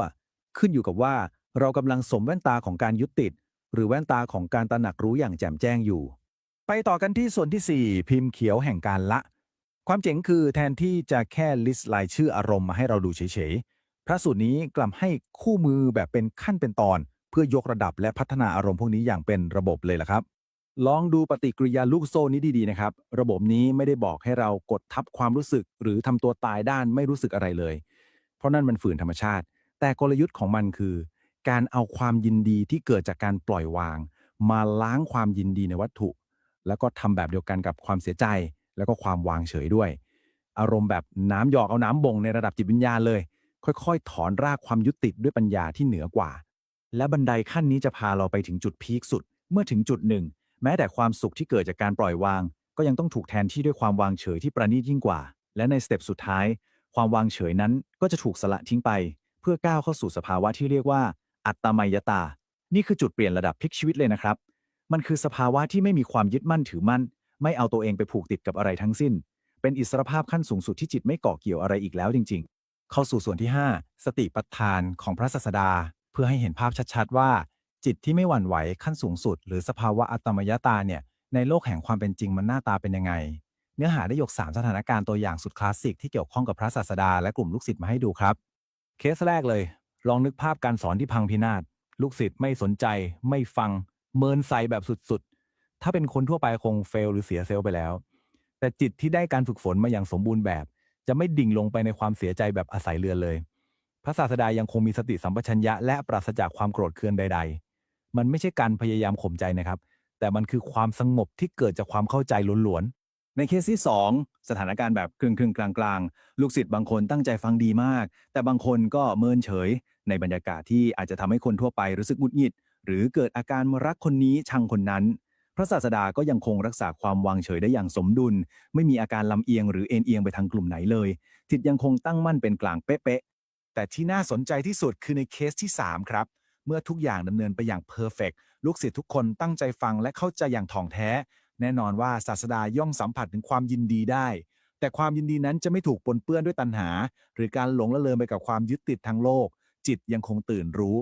นี่แหละครับคือการพิสูจน์ได้เห็นถึงความเชี่ยวชาญทางอารมณ์และสติขั้นสุดยอดไม่ว่าโลกภายนอกจะเข้ามากระทบในรูปแบบที่แย่ที่สุดปานกลางหรือดีที่สุดก็ตามในมาถึงส่วนสุดท้ายส่วนที่6ยอดสาถีผู้ฝึกบุรุษข้อสรุปนี้นำไปสู่การเปรียบเทียบที่เห็นภาพและทรงพลังมากๆระหว่างการฝึกทั่วๆไปในโลกกับการฝึกฝนจิตใจมนุษย์ในระดับสูงสุดครับลองคิดตามนะครับในขณะที่คนฝึกสัตว์เก่งๆไม่ว่าจะฝึกช้างฝึกม้าหรือวัวอย่างมากที่สุดก็บังคับสัตว์พวกนั้นให้วิ่งไปได้แค่4ทิศทางคือเหนือใต้ออกตกตามเข็มทิศทางกายภาพเท่านั้นไม่ว่าจะเก่งแค่ไหนก็ไปได้แค่นี้แต่สำหรับสารถีผู้ฝึกจิตใจระดับสูงสุดจะสามารถนำพาจิตใจให้ทะลุกรอบพรมแดนของโลกกายภาพแล้วเดินทางเข้าสู่8มิติแห่งการหลุดพ้นที่ลึกซึ้งยิ่งกว่าทิศทางทั้ง8ที่ว่านี้ก็คือสเต็ปของสมาธิที่แอดวานซ์ขึ้นเรื่อยๆเริ่มตั้งแต่การเห็นรูปธรรมชัดเจนค่อยๆก้าวข้ามรูปลักษณ์ไปสู่พื้นที่อันไร้ขอบเขตเลื่อนระดับสู่วิญญาณที่ไม่มีที่สิ้นสุดดำดิ่งลงสู่ความว่างเปล่าไปจนถึงสภาวะที่ทั้งไม่ใช่การรับรู้และไม่ใช่การไม่รับรู้และไปแตะเส้นชัยที่มิติสุดท้ายนั่นคือการดับสนิทของการรับรู้และความรู้สึกเป็นการเดินทางของจิตที่หลุดพ้นจากกรอบเวลาและสถานที่อย่างสมบูรณ์แบบไร้ขีดจำกัดจริงๆครับเพราะฉะนั้นคำถามสำคัญที่เราอยากทิ้งท้ายไว้ให้ทุกคนลองเอาไปคิดต่อกันก็คือทุกวันนี้เวลาที่เราใช้ชีวิตสัมผัสกับโลกภายนอกจิตใจของเรากำลังเร่ร่อนไปตามยถากรรมหมกมุ่นอยู่แต่ฝั่งที่อาศัยเรือนทางโลกหรือว่าเรากำลังค่อยๆไต่บันไดเพื่อก้าวข้ามข้อจำกัดมุ่งหน้าสู่อิสรภาพทางใจอย่างแท้จริงกันแน่ลองหยิบพิมพ์เขียวทางจิตวิทยานี้ไปเป็นเครื่องมือในการสังเกตจิตใจตัวเองกันดูนะครับสำหรับเนื้อหาในวันนี้ขอบคุณทุกคนที่ติดตามแล้วพบกันใหม่ครับเอาละครับทุกคนวันนี้เราจะมาเจาะลึกเนื้อหาที่น่าสนใจมากๆจากอุทเทศวิพังคสูตรกันครับลองจินตนาการดูนะว่าเรื่องนี้มันเหมือนกับการตามสืบสวนคดีปริศนาเชิงปรัชญาเลยล่ะสมมุติว่าพวกเรากำลังอยู่ในห้องที่มีแต่นักปราชญ์มารวมตัวกันแล้วจู่ๆก็มีคนทิ้งคำใบ้สั้นๆที่ทำเอาทุกคนงงเป็นไก่ตาแตกใช่แล้วครับนั่นแหละคือจุดเริ่มต้นของการไขปริศนาในบทวิเคราะห์ของเราวันนี้ลุยกันเลยดีกว่าคดีปริศนาของเราเริ่มต้นด้วยประโยคนี้ครับเป็นคำสอนที่ถูกสรุปย่อมาแบบเข้มข้นสุดๆพระพุทธเจ้าตรัสกับเหล่าภิกษุไว้สั้นๆแค่นี้เลยครับแล้วพระองค์ก็ลุกจากอาสนะเสด็จเข้าที่ประทับไปซะเฉยๆลองนึกภาพตามนะถ้าพวกเรานั่งอยู่ในห้องนั้นมีคนทิ้งท้ายประโยคสำคัญสุดๆไว้และเดินออกไปเลยความรู้สึกตอนนั้นจะเป็นยังไงครับแน่นอนเลยว่าเหล่าภิกษุในตอนนั้นคือสับสนหนักมากแบบเอ๊ะความหมายที่แท้จริงคืออะไรกันแน่เนี่ยพอพระพุทธเจ้าเสด็จจากไปปุ๊บปัญหาใหญ่ก็ตกอยู่ที่เหล่าภิกษุสิครับพวกเขาก็เริ่มหันมามองหน้ากันแล้วตั้งคำถามว่าอ้าวแล้วทีนี้ใครล่ะจะมีปัญญามากพอมาอธิบายไอ้คำสอนย่อๆที่ลึกซึ้งแบบนี้ให้พวกเราเข้าใจได้กระจ่างและนี่แหละครับคือจุดสตาร์ทของการสืบสวนพวกเขาต้องเริ่มตามหาตัวผู้เชี่ยวชาญที่จะมาถอดรหัสลับนี้ให้ได้นำไปสู่บทแรกของเราครับการค้นหาความหมายใครกันที่จะเป็นผู้ไขปริศนานี้การตามหานี้ทำให้เราได้มารู้จักกับคีย์แมนคนสำคัญครับนั่นก็คือท่านพระมหากัจจนะท่านเป็นพระสาวกที่ตัวท็อปมากๆได้รับการยกย่องจากทั้งพระพุทธเจ้าและเพื่อนภิกษุด้วยกันว่าเป็นเลิศด้านการอธิบายความหมายย่อๆให้ละเอียดและเข้าใจง่ายพอรู้แบบนี้เหล่าภิกษุก็ไม่รอช้าครับรีบตรงดิ่งไปหาท่านถึงที่พักเพื่อขอให้ท่านรับบทเป็นสุดยอดนักสืบช่วยถอดรหัสข้อความปริศนานี้ให้หน่อยแต่เดี๋ยวก่อนครับสิ่งที่น่าทึ่งมากๆตรงนี้คือวิธีที่ท่านพระมหากัจจนะตอบกลับมาท่านใช้อุปมาอุปไมยที่ทั้งฉลาดและถ่อมตัวสุดๆโดยเปรียบเทียบว่าการที่พวกภิกษุมาถามท่านแทนที่จะไปถามพระพุทธเจ้าเนี่ยมันก็เหมือนกับคนที่อยากได้แก่นไม้ที่แข็งแกร่งแต่ดันเดินผ่านลำต้นไปแล้วไปมัวหาเอาจากกิ่งและใบแทนซึ่งกิ่งก้านใบที่ว่าเนี่ยก็คือตัวท่านเองนั่นแหละครับเป็นการเตือนสติแบบเนียนๆว่าพ ระพุทธเจ้าเท่านั้นแหละครับที่เป็นแหล่งกำเนิดของสัจธรรมที่แท้จริง ถึงแม้ท่านจะย้ำเตือนไปแบบนั้นว่าจริงๆพวกภิกษุณีเนี่ยพลาดโอกาสทองของจริงไปแล้วนะแต่ด้วยความเมตตาครับท่านก็ใจอ่อน และตกลงที่จะนำปริศนานี้มาหั่นเป็นชิ้นๆแล้วค่อยๆอธิบายแยกแยะให้ทุกคนได้เห็นภาพที่ชัดเจนขึ้นไปพร้อมๆกัน และนี่ก็พาเรามาสู่ส่วนที่2ครับเรื่องของการฟุ้งซ่านไปในภายนอกเอาละมาเริ่มแกะรอยชิ้นแรกกันเลยที่พระพุทธเจ้าตรัสว่าวิญญาณฟุ้งไปหรือซ่านไปในภายนอกมันแปลว่าอะไรท่านพระมหากัจจานะขยายความว่ามันคือตอนที่จิตใจของเราถูกผูกมัดหรือติดกับดักล่อลวงด้วยสิ่งเร้าต่างๆจากโลกภายนอกพูดได้เห็นภาพง่ายๆก็คือจิตเรามันวิ่งออกไปเกาะหนึบกับสิ่งที่อยู่รอบตัวจนสูญเสียเป็นอิสระนั่นแหละครับ และไอ้เจ้ากับดักภายนอกที่ว่ามันมีอะไรบ้างล่ะคำตอบคือช่องทางการรับรู้ทั้ง6ของเรานี่แหละครับไม่ว่าจะเป็นการเห็นรูปทางตาได้ยินเสียงด้วยหูดมกลิ่นทางจมูกลิ้มรสทางลิ้นสัมผัสทางกายหรือแม้แต่การคิดอารมณ์ต่างๆในใจเมื่อไหร่ก็ตามที่เรารับรู้แล้วเกิดอาการชอบใจหรือหลงไหลเพลิดเพลินไปกับมันโปะเชะเลยครับนั่นแหละคือวินาทีที่วิญญาณของเราโดนล็อกกุญแจมือและซ่านไปในภายนอกเรียบร้อยแล้ว และทางออกคืออะไรล่ะ ท่านอธิบายว่าวิธีแก้ไม่ใช่การหลับตา อุดหู หรือทำตัวไม่รับรู้อะไรเลยนะครับ แต่หัวใจสำคัญคือการใช้ชีวิตและรับรู้ประสาทสัมผัสทั้ง6ไปตามปกติเลย เพียงแต่เวลารับรู้แล้วเราต้องไม่ปล่อยให้ใจเข้าไปยึดติดหรือยอมตกเป็นทาสของความเพลิดเพลินพวกนั้น นี่แหละครับคือความหมายที่แท้จริงของการที่วิญญาณไม่ฟุ้งไปในภายนอก ทีนี้เรามาดูจิ๊กซอว์ชิ้นต่อไปกันครับส่วนที่3การตั้งมั่นอยู่ในภายในคำว่าตั้งมั่นอยู่ในภายในฟังดูผ่านๆมันก็น่าจะเป็นเรื่องดีใช่ไหมล่ะแต่เชื่อไหมครับสิ่งที่เซอร์ไพรส์มากๆจากการตีความของท่านพระมหากัจจานะก็คือกับดักในข้อนี้ไม่ใช่ความว้าวุ่นเลยนะแต่กลับกลายเป็นการที่เราไปยึดติดกับความสงบหรือความปีติสุขที่ได้จากการทำสมาธิลึกๆต่างหากล่ะครับคือสมาธิเนี่ยมันดีนะครับแต่ถ้าจิตใจเราแอบไปยึดติดกับความรู้สึกสบายนั้นเมื่อไหร่มันก็จะกลายเป็นโซ่ตรวนที่มองไม่เห็นอีกเส้นหนึ่งทันทีเลยท่านพระมหากัจจานะไล่สเต็ปให้เห็นชัดๆเลยครับว่าผู้ปฏิบัติสามารถไต่ระดับจิตใจผ่านสภาวะสมาธิขั้นสูงหรือที่เรียกกันว่าฌานทั้ง4ระดับได้ยังไงเริ่มตั้งแต่ความสุขปีติจากการอยู่เงียบๆไปจนถึงขั้นสูงสุดลิบที่จิตนิ่งสนิทไม่มีทั้งสุขและทุกข์แต่อย่างที่บอกไปครับในทุกๆสเต็ปที่ก้าวขึ้นไปมันมีความเสี่ยงที่คนปฏิบัติจะพลัดตกลงไปในหลุมพรางของการยึดติดและเสพติดความสงบสุขในแต่ละระดับนั้นอยู่เสมอคีย์เวิร์ดสำคัญของเรื่องนี้สอนเราว่าอิสรภาพที่แท้จริงนั้นเรียกร้องให้เราต้องปล่อยวางให้ได้แม้กระทั่งกับสภาวะภายในที่สงบและฟินที่สุดก็ตามครับเราสัมผัสความสงบระดับสูงได้นะแต่ต้องไม่ยอมให้ความสงบนั้นมามัดรวบจิตใจของเราเอาไว้เด็ดขาดมาถึงส่วนที่4ครับความยึดมั่นและความสะดุ้งซึ่งเป็นกลไกสำคัญเลยก่อนที่เราจะเข้าใจคำว่าความยึดมั่นเนี่ยเราต้องมาทำความรู้จักกับขันธ์ห้ากันซะก่อนขันธ์ห้าก็คือองค์ประกอบ5อย่างที่ประกอบกันขึ้นมาเป็นตัวเรานี่แหละครับซึ่งคนส่วนใหญ่เนี่ยมักจะเข้าใจผิดไปเหมารวมว่าสิ่งเหล่านี้คือตัวตนที่ถาวรของเราจริงๆไม่ว่าจะเป็นร่างกายความรู้สึกความจำการปรุงแต่งทางใจและการรับรู้ตรงนี้มีการเปรียบเทียบให้เอ็นภาพแบบช็อตต่อช็อตเลยครับระหว่างปุถุชนผู้ไม่ได้สดับซึ่งก็คือคนธรรมดาทั่วไปที่ยังไม่เข้าใจความจริงกับอีกฝั่งคือพระอริยสาวกผู้ที่ได้รับการฝึกฝนมาอย่างดีเยี่ยมเราจะมาดูกันว่า2กลุ่มนี้มีรีแอคชั่นต่างกันยังไงรายที่ต้องเจอกับความเปลี่ยนแปลงของขันธ์ห้าที่หลีกเลี่ยงไม่ได้สำหรับคนธรรมดาทั่วไปที่ยังไม่เข้าใจพวกเขาจะเข้าไปยึดกอดขันธ์ห้าที่จริงๆมันเปลี่ยนไปเปลี่ยนมาตลอดเวลาวันนี้แหละคือตัวฉันของฉันทีนี้พอร่างกายเริ่มพังหรือความรู้สึกนึกคิดมันแปรปรวนจิตใจก็เลยแกว่งตามไปด้วยครับผลที่ตามมาก็คือความตื่นตระหนกสะดุ้งหวาดหวั่นและกลายเป็นความทุกข์ระทมในใจอย่างสาหัสเลยทีเดียวตัดภาพมาที่ฝั่งพระอริยสาวกกันบ้างครับท่านเหล่านี้เข้าใจความจริงอย่างถ่องแท้จึงไม่เข้าไปยึดมั่นถือมั่นว่าขันธ์ห้าเป็นตัวตนเพราะฉะนั้นเวลาที่อะไรๆมันต้องร่วงโรยหรือเปลี่ยนไปตามธรรมชาติจิตใจของท่านก็จะไม่ถลำลึกคล้อยตามการเปลี่ยนแปลงนั้นเลยครับจิตใจจึงยังคงนิ่งสงบไม่สะดุ้งไม่หวั่นไหวและไม่มีความทุกข์ใดๆเกิดขึ้นนี่แหละครับคือสุดยอดผลลัพธ์ของการไม่ยึดมั่นและแล้วเราก็มาถึงส่วนที่5การยืนยันขั้นสูงสุดบทสรุปของคดีนี้ครับดูเหมือนว่ารหัสลับจะถูกถอดออกมาหมดเกลี้ยงแล้วใช่ไหมครับ เรื่องราวเดินทางมาถึงจุดไคลแม็กซ์ตรงที่เหล่าภิกษุได้เดินทางกลับไปเข้าเฝ้าพระพุทธเจ้าเพื่อรายงานทุกรายละเอียดเน้นนะครับว่าทุกรายละเอียดที่ท่านพระมหากัจจานะได้อธิบายไว้แบบก๊อปปี้วางคำต่อคำไม่มีตกหล่นเลย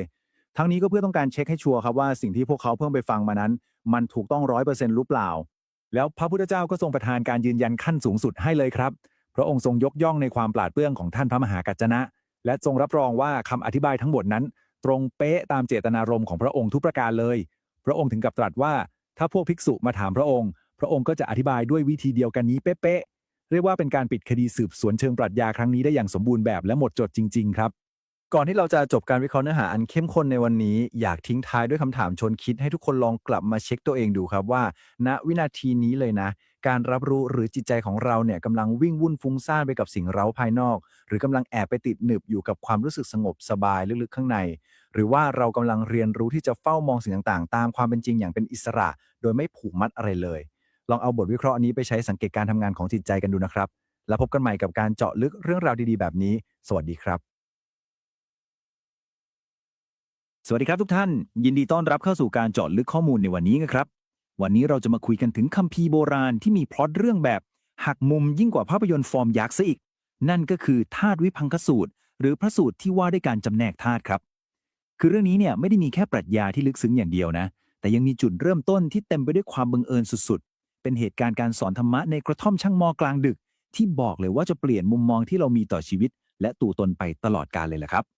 โอเคครับเรามาเข้าเรื่องกันเลยดีกว่าลองจินตนาการตามดูนะครับสมมุติว่ามีพระภิกษุรูปหนึ่งชื่อท่านปุกกุสาติท่านมีความศรัทธาแรงกล้ามากถึงขนาดออกบวชอุทิศตนแด่พระพุทธเจ้าทั้งที่ไม่เคยเห็นหน้าพระองค์มาก่อนเลยแม้แต่ครั้งเดียว ทีนี้คืนหนึ่งท่านเดินทางไปพักที่ศาลาของช่างหม้อแล้วก็บังเอิญมีนักบวชอีกรูปมาขอแชร์พื้นที่พักแรมด้วยตลอดยามราตรีความตลกร้ายมันอยู่ตรงนี้ครับนักบวชแปลกหน้าคนนั้นน่ะแท้จริงแล้วก็คือพระพุทธเจ้าองค์ที่ท่านศรัทธานั่นแหละครับนี่แหละความย้อนแย้งระดับสุดยอดที่ปูทางไปสู่คลาสเรียนที่สำคัญที่สุดในชีวิตของท่านเลยส่วนที่หนึ่งการพบกันอันเรียบง่ายในค่ำคืนที่ไร้การจดจำเรื่องราวนี้เริ่มต้นแบบเรียบง่ายและถ่อมตนมากๆครับ คือพระผู้มีพระภาคเจ้าไม่ได้เสด็จมาพร้อมขบวนผู้ติดตามอะไรเลยนะทรงมาขอท่านปุกุสาติพักในศาลาเดียวกันแบบเงียบๆก่อนที่การสอนจะเริ่มทั้งสองท่านก็นั่งสมาธิกันไปจนค่ำคืนจนพระพุทธเจ้าทรงถามขึ้นมาว่าเอ๊ะท่านบวชอุทิศให้ใครและนี่คือคำตอบที่น่าทึ่งมากครับท่านปุกุสติตอบสรรเสริญพระสมณโคดมว่าเป็นผู้ตรัสรู้ชอบเป็นศาสดาของเทวดาและมนุษย์ ลองคิดดูนะครับท่านกำลังนั่งชมพระพุทธเจ้าต่อหน้าพระพุทธเจ้าตัวจริงเสียงจริงแถมยังยอมรับตรงๆด้วยนะว่าไม่เคยเห็นหน้าและถึงเห็นก็คงจำไม่ได้พอได้ยินแบบนี้พระองค์ก็เลยส่งดำริว่าโอ้โหกุลบุตรคนนี้มีความตั้งใจจริงสมควรที่จะได้รับฟังธรรมะสุดๆและนั่นแหละครับมาสเตอร์คลาสระดับตำนานในกระท่อมช่างหม้อจึงได้เริ่มขึ้นส่วนที่2องค์ประกอบพื้นฐาน6ประการแห่งสรรพสิ่งจากจุดเริ่มต้นง่ายๆตรงนั้นพระพุทธเจ้าทรงพาท่านปุกกุสาติเจาะลึกลงไปในระดับปรัชญาเลยครับ โดยเริ่มจากการชำแหละความจริงของโลกและร่างกายของเราออกเป็นชิ้นๆพระองค์ทรงจัดหมวดหมู่ทุกสิ่งทุกอย่างบนโลกนี้ออกเป็นธาตุพื้นฐานแค่6อย่างเท่านั้นครับมีอะไรบ้างก็มีธาตุดินคือพวกของแข็งต่างๆธาตุน้ำคือความเอิบอาบธาตุไฟคือความร้อนธาตุลมคือความเคลื่อนไหวอากาศธาตุหรือช่องว่างและสุดท้ายคือวิญญาณธาตุซึ่งก็คือธาตุแห่งการรับรู้สรุปง่ายๆก็คือทุกสิ่งที่เรามองเห็นหรือสัมผัสได้เนี่ยล้วนเกิดจากการประกอบกันของบล็อกพื้นฐาน6ก้อนนี้เท่านั้นเองครับและสิ่งที่ทำให้ภาพนี้ชัดเจนขึ้นไปอีกก็คือการที่พระพุทธเจ้าทรงทลายกำแพงระหว่างคำว่าตัวฉันกับโลกภายนอกทิ้งไปเลยครับทรงเปรียบเทียบให้เห็นชัดๆว่าธาตุดินในร่างกายเราอย่างพวกกระดูกหรือเนื้อมันก็คือสิ่งเดียวกับแผ่นดินที่เราเหยียบอยู่นั่นแหละธาตุน้ำอย่างเลือดหรือเหงื่อก็ไม่ต่างอะไรกับน้ำในมหาสมุทรเลยทรงชี้ให้เห็นครับว่า ทั้งธาตุในตัวเราและธาตุข้างนอกล้วนเป็นสิ่งเดียวกันเป็นแค่กระบวนการทางธรรมชาติพอเรามองมุมนี้ปุ๊บเราก็จะเริ่มเห็นความจริงที่ว่าอ้าวสิ่งเหล่านี้มันไม่ใช่ของเรานี่นาเราไม่ได้เป็นสิ่งเหล่านี้และมันก็ไม่ใช่ตัวตนของเราเลยสักนิดส่วนที่3 18เส้นทางแห่งการสำรวจจิตใจทีนี้พอก้าวข้ามเรื่องร่างกายมาพูดถึงจิตใจโครงสร้างที่พระองค์ใช้อธิบายมันเป็นระบบที่น่าทึ่งมากครับลองนึกภาพแบบนี้นะ ด้านหนึ่งเรามีช่องทางการรับรู้6ทางหรืออายตนะ6ก็คือตาหูจมูกลิ้นกายและใจทีนี้เวลาช่องทางพวกนี้ไปกระทบกับสิ่งต่างๆมันจะสร้างความรู้สึกขึ้นมาได้3แบบครับคือสุขทุกข์หรือไม่ก็เฉยๆเอาละ ลองเอา6ช่องทางมาคูณกับ3ความรู้สึกดูสิครับจะเกิดเป็นรูปแบบการรับรู้อารมณ์ทั้งหมด18รูปแบบพอดีเป๊ะนี่คือสมการทางจิตวิทยาที่บอกว่ามนุษย์เรามีปฏิสัมพันธ์กับโลกผ่าน18เส้นทางนี้ตลอดเวลาวนเวียนอยู่แค่นี้จริงครับ เพื่อเห็นภาพชัดขึ้นไปอีกพระคงทรงใช้การเปรียบเทียบที่เรียบง่ายแต่ทรงพลังสุดๆครับทรงเปรียบเทียบการเกิดอารมณ์ความรู้สึกว่าเหมือนกับการเอาไม้สองอันมาสีกันเวลาไม้เสียดสีกันมันก็จะเกิดความร้อนและไฟขึ้นมาใช่ไหมครับนั่นแหละครับเหมือนตอนที่ประสาทสัมผัสของเราไปกระทบกับสิ่งเร้าความรู้สึกสุขทุกข์หรือเฉยๆก็จะจุดประกายขึ้นมาแต่ทันทีที่เราแยกไม้สองอันนั้นออกจากกันความร้อนก็ดับวูบลงทันทีความรู้สึกก็เหมือนกันครับพอการกระทบหรือที่เรียกว่าผัสสะดับลง ความรู้สึกนั้นก็ดับและสงบตามไปด้วย มันเป็นแค่ปฏิกิริยาชั่วคราวที่โผล่ขึ้นมาแล้วก็หายไป ไม่ได้ตั้งอยู่ตลอดไปเลยครับ ส่วนที่ 4 รากฐานแห่งปัญญา 4 ประการสู่ความสงบอันสูงสุด แล้วถ้าเราอยากจะหลุดพ้นจากวัฏจักรความทุกข์นี้อย่างสมบูรณ์ล่ะ จะต้องทำยังไง พระองค์ก็ทรงมอบแผนที่นำทางให้ครับ นั่นคือการสร้างรากฐานที่มั่นคง 4 ประการ หรืออธิฐานธรรม 4 ซึ่งประกอบไปด้วย ข้อ 1 ปัญญาคือการรู้ชัดถึงเหตุที่ทำให้สิ้นทุกข์ ข้อ 2 สัจจะคือการยึดมั่นในความจริงแท้ ซึ่งก็คือพระนิพพาน ข้อ 3 จาคะคือการสละทิ้ง สลัดคืนกิเลสและความยึดติดทั้งปวง และข้อสุดท้าย อุปสมะคือความสงบระงับจากกิเลส โลภ โกรธ หลง ทั้ง 4 เสาหลักนี้แหละครับ คือสิ่งที่จะคอยประคองให้เราก้าวเดินออกจากวังวนความทุกข์ มุ่งตรงไปสู่ความสงบขั้นสูงสุดได้ ทีนี้สิ่งที่น่าสนใจมากๆเกี่ยวกับกระบวนการฝึกจิตนี้ก็คือพระพุทธเจ้าทรงหยิบยกขั้นตอนของช่างทำทองมาอธิบายการชำระล้างจิตใจให้บริสุทธิ์ครับลองนึกภาพช่องทองที่กำลังหลอมทองคำดูนะเขาต้องค่อยๆสกัดเอาขี้เขม่าหรือสิ่งเจือปลมออกไปเรื่อยๆจนกว่าทองนั้นจะกลายเป็นทองคำแท้ที่อ่อนนุ่มสุกปลั่งและพร้อมเอาไปตีเป็นเครื่องประดับสวยๆจิตใจของเราก็เหมือนกันครับเมื่อถูกฝึกฝนและปล่อยวางจากความยึดติดในสุขและทุกข์มันก็จะถูกชำระล้างจนกลายเป็นจิตที่เป็นอุเบกขาผ่องใสบริสุทธิ์และพร้อมสำหรับการเกิดปัญญาขั้นสูงสุดเช่นเดียวกันครับและเมื่อจิตใจเราเดินทางมาถึงจุดที่บริสุทธิ์เต็มที่แล้วการทำลายล้างกิเลสและความหลงผิดจะเกิดขึ้นแบบเด็ดขาดมากครับทรงเปรียบเทียบกระบวนการนี้ว่าเหมือนกับการฟันต้นตาลแบบถอนรากถอนโคนเลยคือต้นตาลเนี่ยถ้าถูกฟันจนกุดถึงรากมันจะเหลือแค่พื้นที่ว่างเปล่าสูญเสียความสามารถในการเติบโตไม่สามารถแตกใบหรือออกผลได้อีกต่อไปกิเลสและความยึดติดก็แบบนั้นเลยครับ เมื่อถูกปัญญาทำลายทิ้งไปอย่างราบคาบแล้ว มันก็ไม่มีทางฟื้นตัวขึ้นมาสร้างความทุกข์ให้เราได้อีกเลย ส่วนช่วงเวลาสุดท้ายแห่งชีวิตของผู้ที่หลุดพ้นแล้ว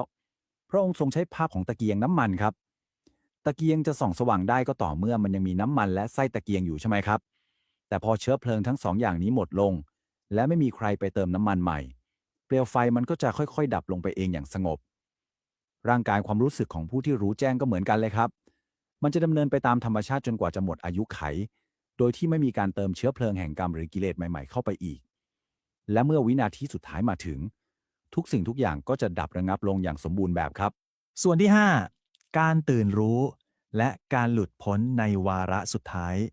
พอรุ่งเช้ามาถึงเหตุการณ์มันดำเนินไปสู่จุดไคลแม็กซ์ที่รวดเร็วและสะเทือนอารมณ์มากครับ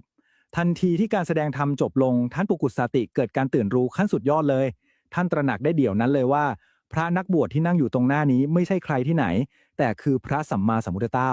ศาสดาที่ท่านอุทิศชีวิตให้มาตลอด ท่านรีบก้มกราบแทบเท้าขอขมาที่ไปเรียกพระองค์อย่างตีเสมอในตอนแรก และขออุปสมบททันทีครับแต่เงื่อนไขคือต้องมีบาตรและจีวรครบท่านเลยรีบวิ่งออกไปหาด้วยความปีติสุดๆแต่แล้วเหตุการณ์ไม่คาดฝันก็เกิดขึ้นครับระหว่างทางท่านดันถูกแม่โคพุ่งเข้าขวิดจนเสียชีวิตกระทันหันเป็นการพลิกผันที่น่าตกใจและช็อกมากครับแน่นอนครับพอข่าวนี้แพร่ออกไปภิกษุรูปอื่นๆก็ตกใจ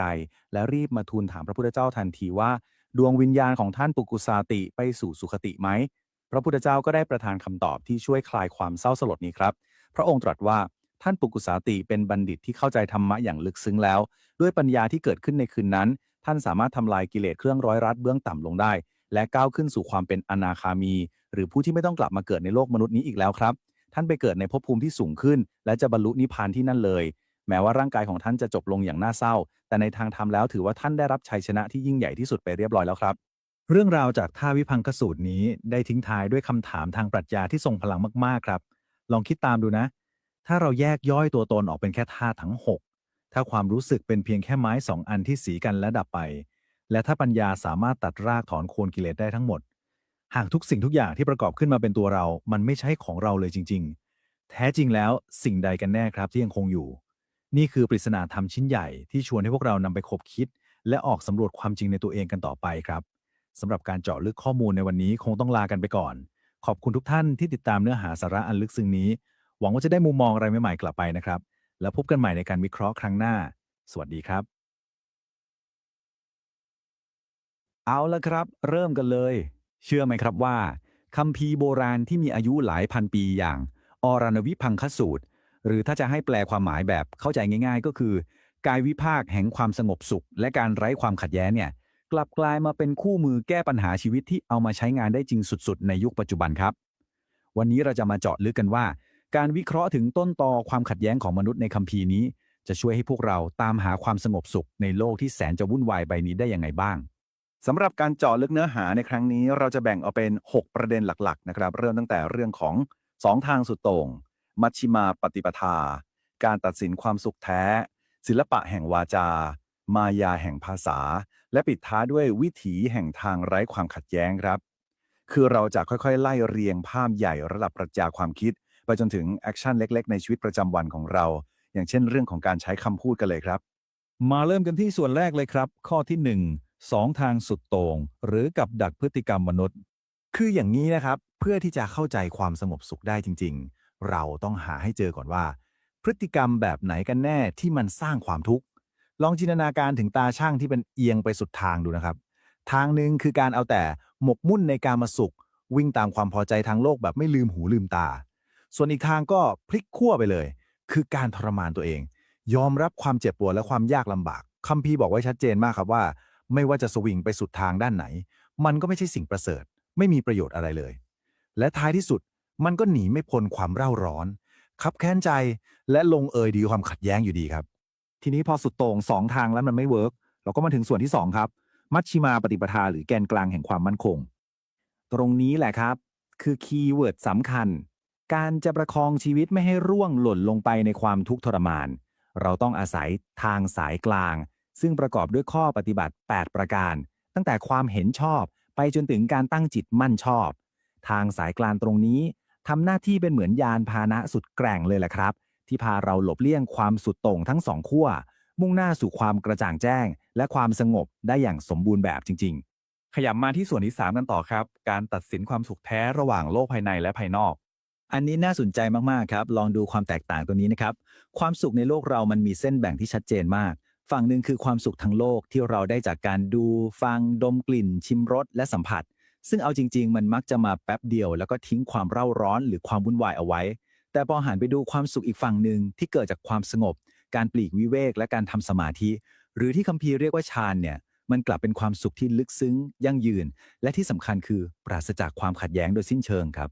และที่ล้ำไปกว่านั้นคัมภีร์ยังเตือนสติพวกเราด้วยครับว่าเวลาจะตัดสินอะไร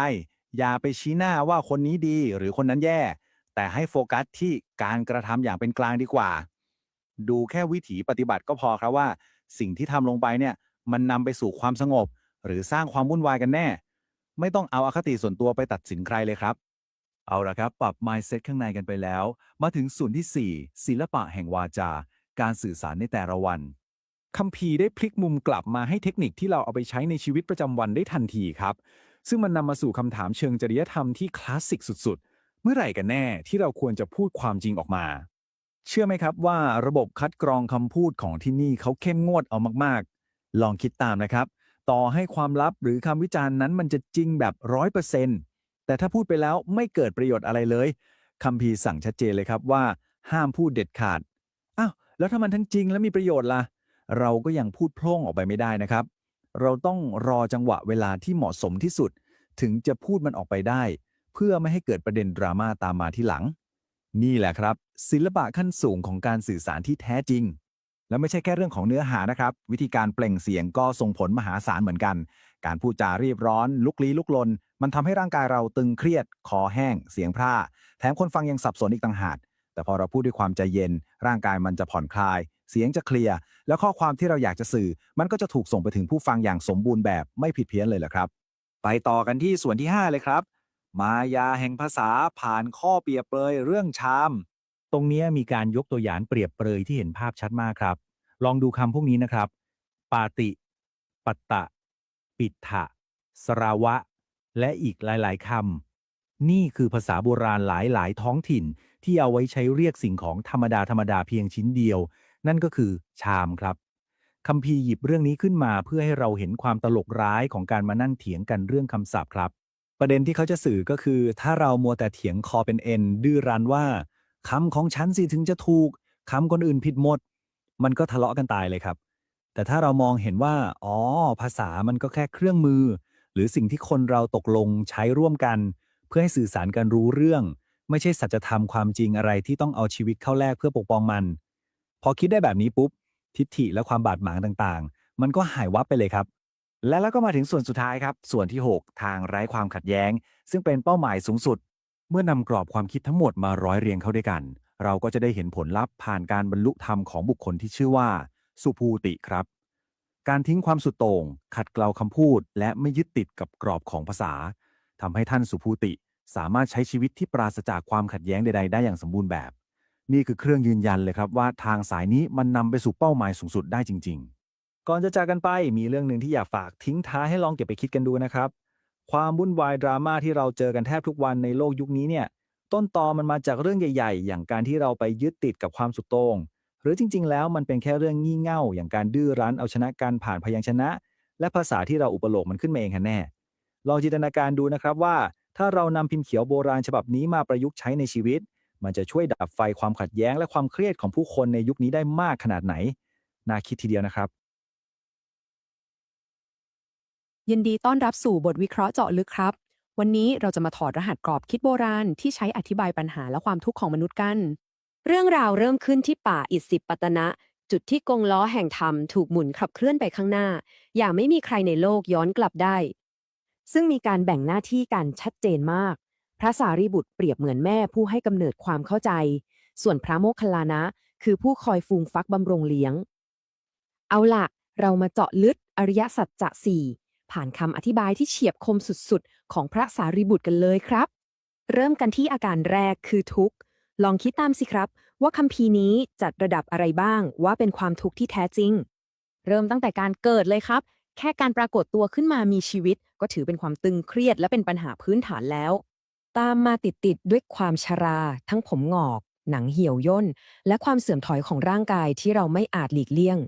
ถัดมาคือความตายครับมันคือการแตกสลายขององค์ประกอบชีวิตและการต้องทิ้งร่างกายนี้ไปในที่สุดนี่ยังรวมไปถึงความเศร้าโศกคร่ำครวญหรือความเจ็บปวดรวดร้าวอยู่ข้างในเมื่อเราต้องเผชิญกับความสูญเสียด้วยนะแต่ประเด็นสำคัญอยู่ตรงนี้ครับการดิ้นรนอยากหลีกหนีกฎธรรมชาติเหล่านี้นี่แหละคือตัวความทุกข์ซะเองทีนี้มาดูกันต่อถ้าอาการทั้งหมดนั้นคือโรคร้ายแล้วอะไรล่ะคือเชื้อก่อโรคที่เป็นต้นทางคัมภีร์ระบุชัดเจนว่าต้นเหตุคือตัณหาหรือความอยากซึ่งถูกแบ่งย่อยออกเป็น3ประเภทหลักๆครับพอรู้สาเหตุแล้วสิ่งที่น่าสนใจต่อมาคือยารักษานั่นคือนิโรธหรือการดับความอยากเหล่านั้นให้สิ้นซากซึ่งมันถูกนิยามว่าเป็นการปล่อยวางอย่างสมบูรณ์การสละทิ้งและเลิกยึดติดในตัณหาโดยเด็ดขาดครับแล้ววิธีการรักษาล่ะทำยังไงคำตอบก็คือต้องผ่านกรอบการปฏิบัติ8ประการหรือมรรคนั่นเองก้าวแรกของหนทางนี้คือเราต้องปรับทัศนคติและตั้งเจตนาของจิตใจให้ถูกต้องตรงกันซะก่อนต่อมาคือเรื่องจริยธรรมที่เข้มงวดขึ้นครับซึ่งระบุชัดเจนถึงการใช้คำพูดและการกระทำทางกายที่เหมาะสมแถมยังครอบคลุมถึงการทำอาชีพที่สุจริตและความพยายามอย่างไม่ลดละเพื่อบ่มเพาะจิตใจที่เป็นกุศลด้วยจนนำไปสู่จุดสูงสุดคือความมีสติและการบรรลุฌานหรือสภาวะสมาธิที่ตั้งมั่นอย่างลึกซึ้งนั่นเองขอทิ้งท้ายด้วยคำถามน่าคิดครับว่าถ้าความเสื่อมสลายหลีกเลี่ยงไม่ได้แค่ทำความเข้าใจมันจะช่วยเปลี่ยนความจริงได้ยังไง สวัสดีครับทุกคน วันนี้เราจะมาถอดรหัสความลับของการให้ผ่านคัมภีร์โบราณที่มีชื่อว่าทักขินาวิพังคสูตรหรือถ้าเรียกง่ายๆก็คือการจำแนกเรื่องทานนั่นแหละครับคือต้องบอกก่อนว่า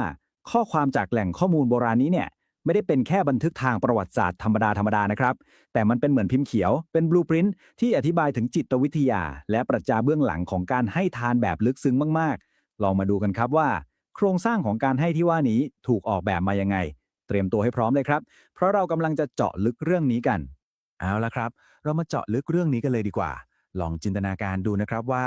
จะมีเหตุผลอะไรที่ทำให้เราปฏิเสธของขวัญที่ทำด้วยมือจากคนที่เลี้ยงดูเรามาตั้งแต่เด็กๆเรื่องนี้เริ่มต้นขึ้นด้วยเหตุการณ์ที่สะเทือนอารมณ์มากครับคือพระนางมหาประชาบดีโคตมีซึ่งเป็นพระน้านางและพระมารดาเลี้ยงของพระพุทธเจ้าเนี่ยพระนางได้นำผ้าใหม่คู่หนึ่งที่ตั้งใจทอด้วยพระองค์เองเลยนะครับมาถวายแด่พระพุทธเจ้าแต่เกิดอะไรขึ้นรู้ไหมครับพระพุทธเจ้าทรงปฏิเสธครับพระนางกราบทูลขอร้องถึง3ครั้งและพระองค์ก็ทรงปฏิเสธถึง3ครั้งเลยคำถามก็คือทำไมล่ะทำไมพระองค์ถึงทรงปฏิเสธของขวัญจากแม่ล่ะครับสถานการณ์ตอนนั้นตึงเครียดขึ้นมาทันทีเลยครับจนท่านพระอานนท์ทนไม่ไหวต้องออกโรงกราบทูลทัดทานท่านได้ยกย่องความเสียสละอันยิ่งใหญ่ของพระนางโคตมีให้เห็นภาพชัดๆเลยว่าพระนางเนี่ยทรงมีพระคุณมากนะทรงทนุถนอมเลี้ยงดูแถมยังให้พระพุทธเจ้าดื่มน้ำนมจากอกของพระนางเองเลยด้วยซ้ำหลังจากที่พระพุทธมารดาสิ้นพระชนม์ไปแล้วนี่คือการเสียสละทั้งทางวัตถุและทางจิตใจของคนเป็นแม่ที่ประเมินค่าไม่ได้เลยนะครับท่านพระอานนท์ก็พยายามชี้ให้เห็นว่าด้วยบุญคุณที่มหาศาลขนาดนี้พระพุทธเจ้าควรจะทรงรับผ้าทอคู่นั้นไว้นะครับแต่ทีนี้ลองมาฟังเหตุผลของพระพุทธเจ้ากันครับซึ่งลึกซึ้งมากพระองค์ทรงยกประเด็นเรื่องการเปรียบเทียบระหว่างการตอบแทนทางวัตถุกับการตอบแทนทางจิตวิญญาณขึ้นมาอธิบายพระองค์ยอมรับนะครับว่าพระนางโคตมีมีพระคุณต่อพระองค์จริงๆแต่ในขณะเดียวกันพระองค์ก็ทรงมีพระคุณต่อพระนางมหาศาลเหมือนกันเพราะพระนางได้อาศัยพระองค์ในการเข้าถึงพระรัตนตรัยได้สมาทานศีลเลิกทำบาปทั้งปวงจนหมดความสงสัยในหนทางดับทุกข์พระองค์กำลังจะบอกว่าของขวัญทางจิตวิญญาณที่นำพาคนคนหนึ่งไปสู่ความจริงและศีลธรรมอันดีงามเนี่ยมันยิ่งใหญ่ซะจนไม่สามารถเอาของนอกกายอย่างเช่นจีวรอาหารที่อยู่อาศัยหรือยารักษาโรคมาเทียบหรือทดแทนกันได้เลยครับและนี่แหละครับคือคำตอบของปริศนาที่เราสงสัยกันตอนแรกพระพุทธเจ้าตรัสว่าโคตมีขอพระนางจงถวายสงฆ์เถิดเมื่อถวายสงฆ์แล้วก็จะถือว่าเป็นการบูชาทั้งตัวเราและสงฆ์ด้วยเห็นไหมครับว่าพระองค์ไม่ได้ปฏิเสธความรักความหวังดีของแม่เลยแม้แต่น้อยแต่ในฐานะศาสดาพระองค์กำลังสอนกำลังชี้ทางรวยบุญให้ต่างหากครับคือแนะวิธีขยายผลอานิสงส์แห่งการให้ของพระนางให้มันทวีคูณขึ้นไปอีกการเปลี่ยนเป้าหมายจากการให้แค่คนคนเดียวมาการให้กับส่วนรวมเนี่ยถือเป็นกุญแจสำคัญเลยนะครับที่ทำให้บุญนั้นมหาศาลขึ้นและนี่ก็คือจุดเริ่มต้นของการเจาะลึกเรื่องการให้ในคัมภีร์นี้ครับพอเราเข้าใจที่มาที่ไปแล้วทีนี้เรามาดูโครงสร้างหลักกันครับคัมภีร์นี้ได้แบ่งการให้ออกเป็น3ส่วนด้วยกันครับคือ 1. ทานเจาะจงบุคคล14ประการ 2. ทานถวายในสงฆ์7ประการและ 3. ความบริสุทธิ์แห่งการให้4ประการครับเริ่มกันที่ส่วนแรกเลยครับทานเจาะจงบุคคล14ประการหรือที่เรียกว่าทักขินาปาติบุคลิกตรงนี้อธิบายง่ายๆว่ามันเหมือนเป็นขั้นบันไดของการให้ครับลองดูตัวคูณพวกนี้นะครับน่าถึงมากถ้าเราให้ทานกับสัตว์เดรัจฉานจะได้อานิสงส์ถึง100ชาติแต่ถ้าขยับเลเวลขึ้นมาให้ทานกับคนธรรมดาทั่วไปที่อาจจะไม่ได้มีศีลอะไรอานิสงส์จะพุ่งเป็น 1,000 ชาติเลยนะครับและถ้าคนรับเป็นคนที่มีศีลธรรมใช้ชีวิตอย่างถูกต้องไม่เบียดเบียนใครอานิสงส์นี่กระโดดไปถึง 100,000 ชาติเลยทีเดียวครับนี่แสดงให้เห็นชัดเจนเลยว่ายิ่งผู้รับมีความบริสุทธิ์มากเท่าไหร่ผลลัพธ์ของการให้มันก็จะยิ่งทวีคูณมากขึ้นแบบก้าวกระโดดเลยครับทีนี้สิ่งที่น่าสนใจมากๆก็คือตัวเลขนี้แหละครับคัมภีร์ระบุไว้ว่าถ้าเราให้ทานกับคนที่อยู่นอกศาสนาแต่เขาเป็นคนที่ตัดขาดจากกิเลสหรือความหลงใหลในกามได้แล้วเนี่ยอานิสงส์จะสูงปรี๊ดไปถึงแสนโกติอัตภาพเลยนะครับโกติเนี่ยคือ10ล้านแสนโกติจึงหมายถึงระดับแสนคูณ10ล้านคือระดับล้านล้านชาติเลยนะครับโอ้โหนี่มันเป็นสเกลที่ใหญ่ทะลุจินตนาการเราไปไกลมากซึ่งมันเน้นย้ำเลยนะครับว่าการละทิ้งกิเลสของผู้รับเนี่ยมีพลังมหาศาลในการเปลี่ยนของธรรมดาให้กลายเป็นบุญก้อนมหึมาได้เลยครับแล้วถ้ามองขยับขึ้นไปในระดับท็อปสุดของผู้รับเลยซึ่งก็คือกลุ่มอริยบุคคลตั้งแต่พระโสดาบันพระสกทาคามีพระอนาคามีพระอรหันต์พระปัจเจกพุทธเจ้าไปจนถึงจุดสูงสุดคือพระสัมมาสัมพุทธเจ้าคัมภีร์บอกไว้ชัดเจนเลยครับว่าอานิสงส์ของการให้ทานกับบุคคลกลุ่มนี้นับไม่ได้และประมาณไม่ได้ครับคือไม่ต้องเอาตัวเลขคณิตศาสตร์มาวัดให้เสียเวลาแล้วเพราะขอบเขตของบุญตรงนี้มันไร้ขีดจำกัดแบบอินฟินิตี้ไปแล้วครับเอาละครับย้ายมาดูส่วนที่2กันบ้างเป็นเรื่องของการเปลี่ยนโฟกัสจากบุคคลมาเป็นส่วนรวมครับนั่นก็คือทานถวายในสงฆ์7ประการรูปแบบการให้กับส่วนรวมหรือชุมชนสงฆ์เนี่ยมีอยู่7รูปแบบด้วยกันครับลองนึกตามนะ 1. ถวายสงฆ์ทั้งสองฝ่ายเลย คือทั้งภิกษุและภิกษุณี โดยมีพระพุทธเจ้าเป็นประธาน 2. ถวายสงฆ์สองฝ่ายในยุคที่ไม่มีพระพุทธเจ้าแล้ว 3. ถวายเฉพาะภิกษุ 4. ถวายเฉพาะภิกษุณี ส่วนอีก 3 รูปแบบที่เหลือ คือการระบุจำนวนเจาะจงเพื่อขอตัวแทนครับ จะขอจากทั้งสองฝ่าย จากภิกษุอย่างเดียวหรือภิกษุณีอย่างเดียวก็ได้มารับทานครับ ระบบนี้คือการเน้นไปที่สถาบันและส่วนรวมแบบ 100% เลยครับ จุดสำคัญมันอยู่ตรงนี้ครับทุกคน นี่คือข้อความที่เป็นหัวใจหลัก และอาจจะฟังดูค้านความรู้สึกเรานิดหนึ่งคัมภีร์ระบุว่าในอนาคตเนี่ยต่อให้มีพระที่ทำตัวไม่ดี หรือทุศีลปะปนอยู่ในชุมชนสงฆ์การถวายทานแด่ส่วนรวม หรือให้กับสงฆ์ในตอนนั้น ก็ยังมีอานิสงส์ที่นับไม่ได้ และประมาณไม่ได้อยู่ดีครับ พระพุทธเจ้าตรัสยืนยันเลยนะครับว่า การให้เจาะจงตัวบุคคล ต่อให้คนรับจะเป็นพระพุทธเจ้าเอง ก็ไม่มีทางสู้ผลบุญของการให้กับส่วนรวม หรือที่เราเรียกกันติดปากว่า สังฆทานได้เลยครับ นี่ถือเป็นการวางรากฐานที่ล้ำลึกมาก เพื่อให้ส่วนรวมดำรงอยู่ได้เหนือกว่าตัวบุคคลครับ มาถึงส่วนสุดท้ายของคัมภีร์กันแล้วครับ ส่วนที่ 3 ความบริสุทธิ์ 4 ประการ ซึ่งเป็นเหมือนการเจาะลึกกลไกภายในของการให้ครับ กลไกนี้ถูกอธิบายไว้อย่างเห็นภาพชัดเจนเลยครับ ถ้าผู้ให้และผู้รับต่างก็ไม่มีศีลทานนั้นก็จบครับ ไม่บริสุทธิ์ทั้งคู่ แต่ถ้าผู้ให้ไม่มีศีลแต่ผู้รับเป็นคนดีมีศีลทานนั้นก็จะถูกดึงให้สูงขึ้น บริสุทธิ์ได้ด้วยพลังจากฝั่งผู้รับครับ ในทางกลับกัน ถ้าผู้รับไม่ค่อยดี แต่ตัวเราผู้ให้เนี่ยมีศีลมีเจตนาที่ดีเยี่ยมทานนั้นก็ยังบริสุทธิ์ได้ด้วยพลังจากตัวเราเองครับ และแน่นอนถ้ายิ่งเพอร์เฟกต์เลยนะ คือผู้ให้ก็เป็นคนดี ผู้รับก็เป็นคนดีทานนั้นก็คือบริสุทธิ์ผุดผ่องแบบ 100% จากทั้งสองฝ่ายเลยครับ ทีนี้เรามาซูมดูกันที่ฝั่งผู้ให้ที่บริสุทธิ์กันบ้างครับคัมภีร์นิยามไว้ชัดเจนเลยว่าการเป็นผู้ให้ที่บริสุทธิ์เนี่ยมันไม่ได้ขึ้นอยู่กับป้ายราคาของสิ่งของนะครับ แต่มันอยู่ที่ว่าเราผู้ให้เนี่ยเป็นคนมีศีลไหมได้ของชิ้นนั้นมาอย่างถูกต้องหรือเปล่า ไม่ได้ไปคดโกงใครเข้ามาใช่ไหมมีจิตใจที่เบิกบานเลื่อมใสตั้งใจจะให้จริงๆหรือเปล่า และที่สำคัญเลยเชื่อเรื่องกรรมและผลของกรรมไหมจะเห็นเลยนะครับว่าน้ำหนักทั้งหมดถูกเทไปที่เจตนาและความถูกต้องในใจของผู้ให้อย่างแท้จริงเลยครับ ในตอนท้ายพระพุทธเจ้าได้ทรงสรุปหลักการทั้งหมดนี้ไว้เป็นบทกวีที่งดงามมากครับ พระองค์ตรัสว่า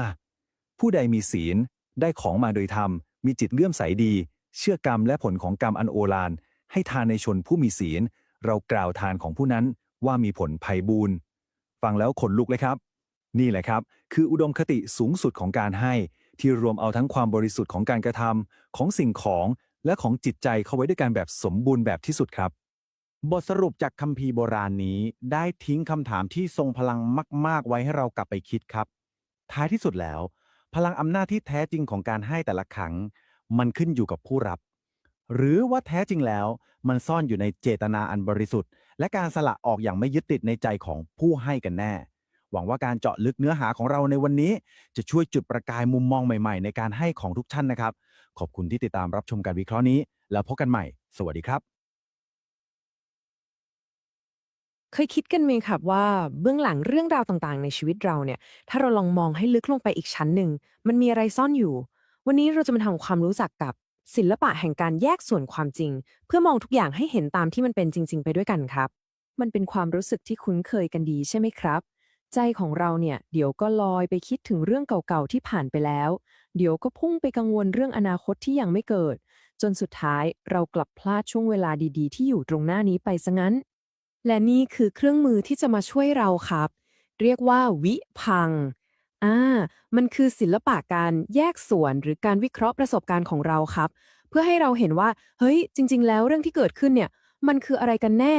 มันไม่ใช่แค่ปรัชญาลึกซึ้งนะครับ แต่มันเป็นทักษะเลยนะ เป็นสกิลที่ฝึกได้ เหมือนเราไปเข้ายิมเพื่อสร้างกล้ามเนื้อให้ความคิดเลยล่ะครับ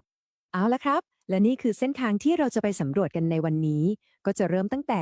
ศิลปะแห่งการแยกส่วน ไปจนถึงการจัดระเบียบโลกภายในของเราทำความเข้าใจเรื่องเหตุและผล มองความจริงให้ชัด แล้วก็สุดท้ายคือการค้นหาหนทางสู่ความสงบที่ยั่งยืนครับ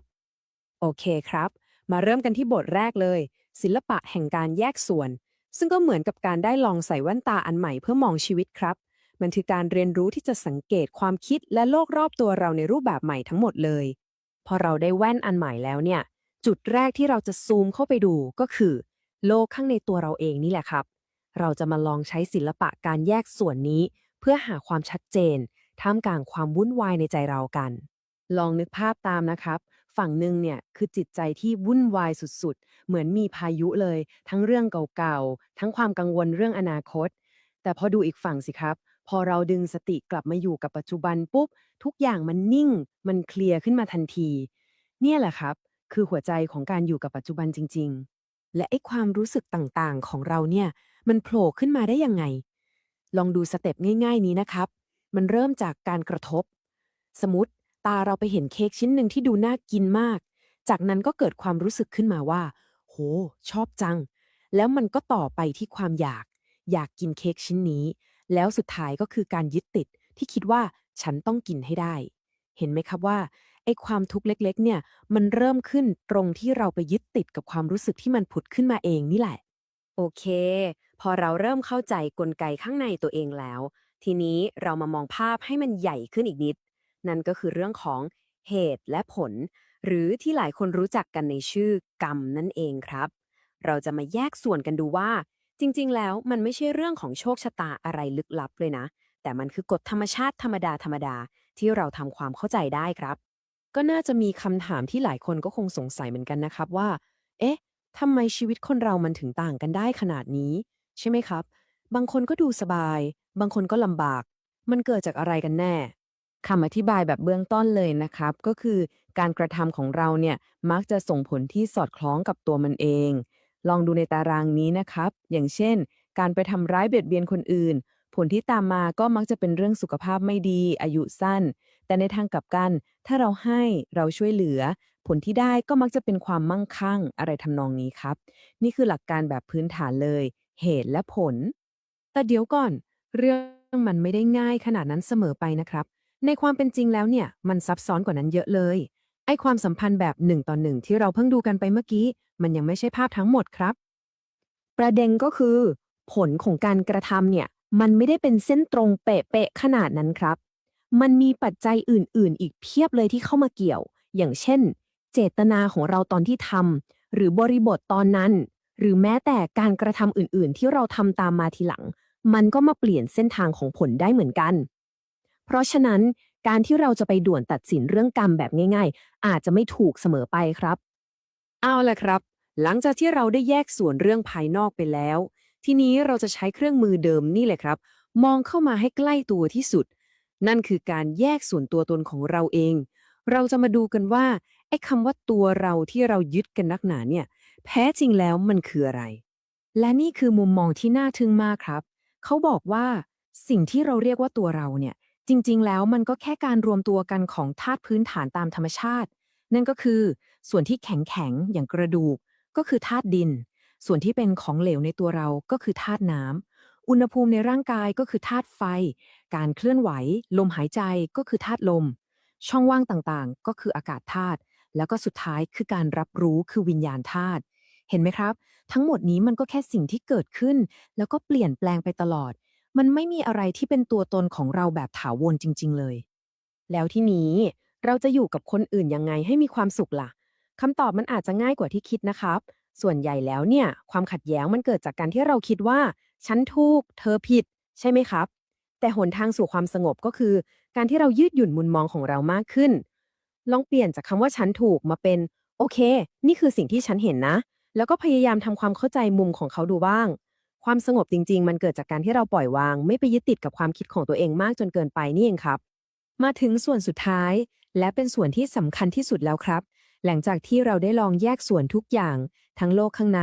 และโลกข้างนอกทีนี้เราจะเอาทั้งหมดนั่นแหละครับมารวมกันให้กลายเป็นหนทางสู่ความสงบซึ่งเป็นขั้นตอนที่ชัดเจนมากแล้วก็เอาไปใช้ได้จริงเพื่อลดความทุกข์ในชีวิตเราครับคือหลักการทั้งหมดที่เราคุยกันมาเนี่ยสามารถสรุปจบได้แบบสมบูรณ์ที่สุดในหลักการที่เรียกว่าอริยสัจสี่ครับ ถ้าให้เปรียบเทียบนะ มันเหมือนกับการวินิจฉัยโรคของหมอเลยค่ะ คือ 1. ยอมรับก่อนว่าชีวิตมันมีความทุกข์ มีความไม่พอใจ อันนี้คือการวินิจฉัยโรค 2. หาสาเหตุของมันให้เจอ ซึ่งก็คือความอยาก ความยึดติดของเราเอง อันนี้คือการหาสาเหตุของโรค 3. ต้องรู้ว่าไอ้ความทุกข์เนี่ยมันจบลงได้นะ คือบอกว่าโรคนี้รักษามันหายได้ และ 4. ก็คือบอกวิธีปฏิบัติเพื่อไปให้ถึงจุดนั้น ซึ่งก็คือการให้ยาหรือแนวทางการปฏิบัติตัวนั่นเองครับ และไม่ว่าเราจะวิเคราะห์จะแยกส่วนอะไรมามากมายแค่ไหนนะครับเป้าหมายสุดท้ายของทั้งหมดนี้มันมีอยู่เรื่องเดียวเลยครับนั่นก็คือการปล่อยวางความยึดมั่นเพื่อจบความทุกข์นี่คือหัวใจคือแก่นของเรื่องทั้งหมดที่เราคุยกันในวันนี้เลยครับและสุดท้ายนี้ก็อยากจะฝากคำถามไว้ให้ลองกลับไปคิดกันดูนะครับว่าในวันนี้มีเรื่องอะไรในใจสักหนึ่งเรื่องไหมไม่ว่าจะเป็นความกังวลหรือความคิดอะไรก็ได้ที่เรา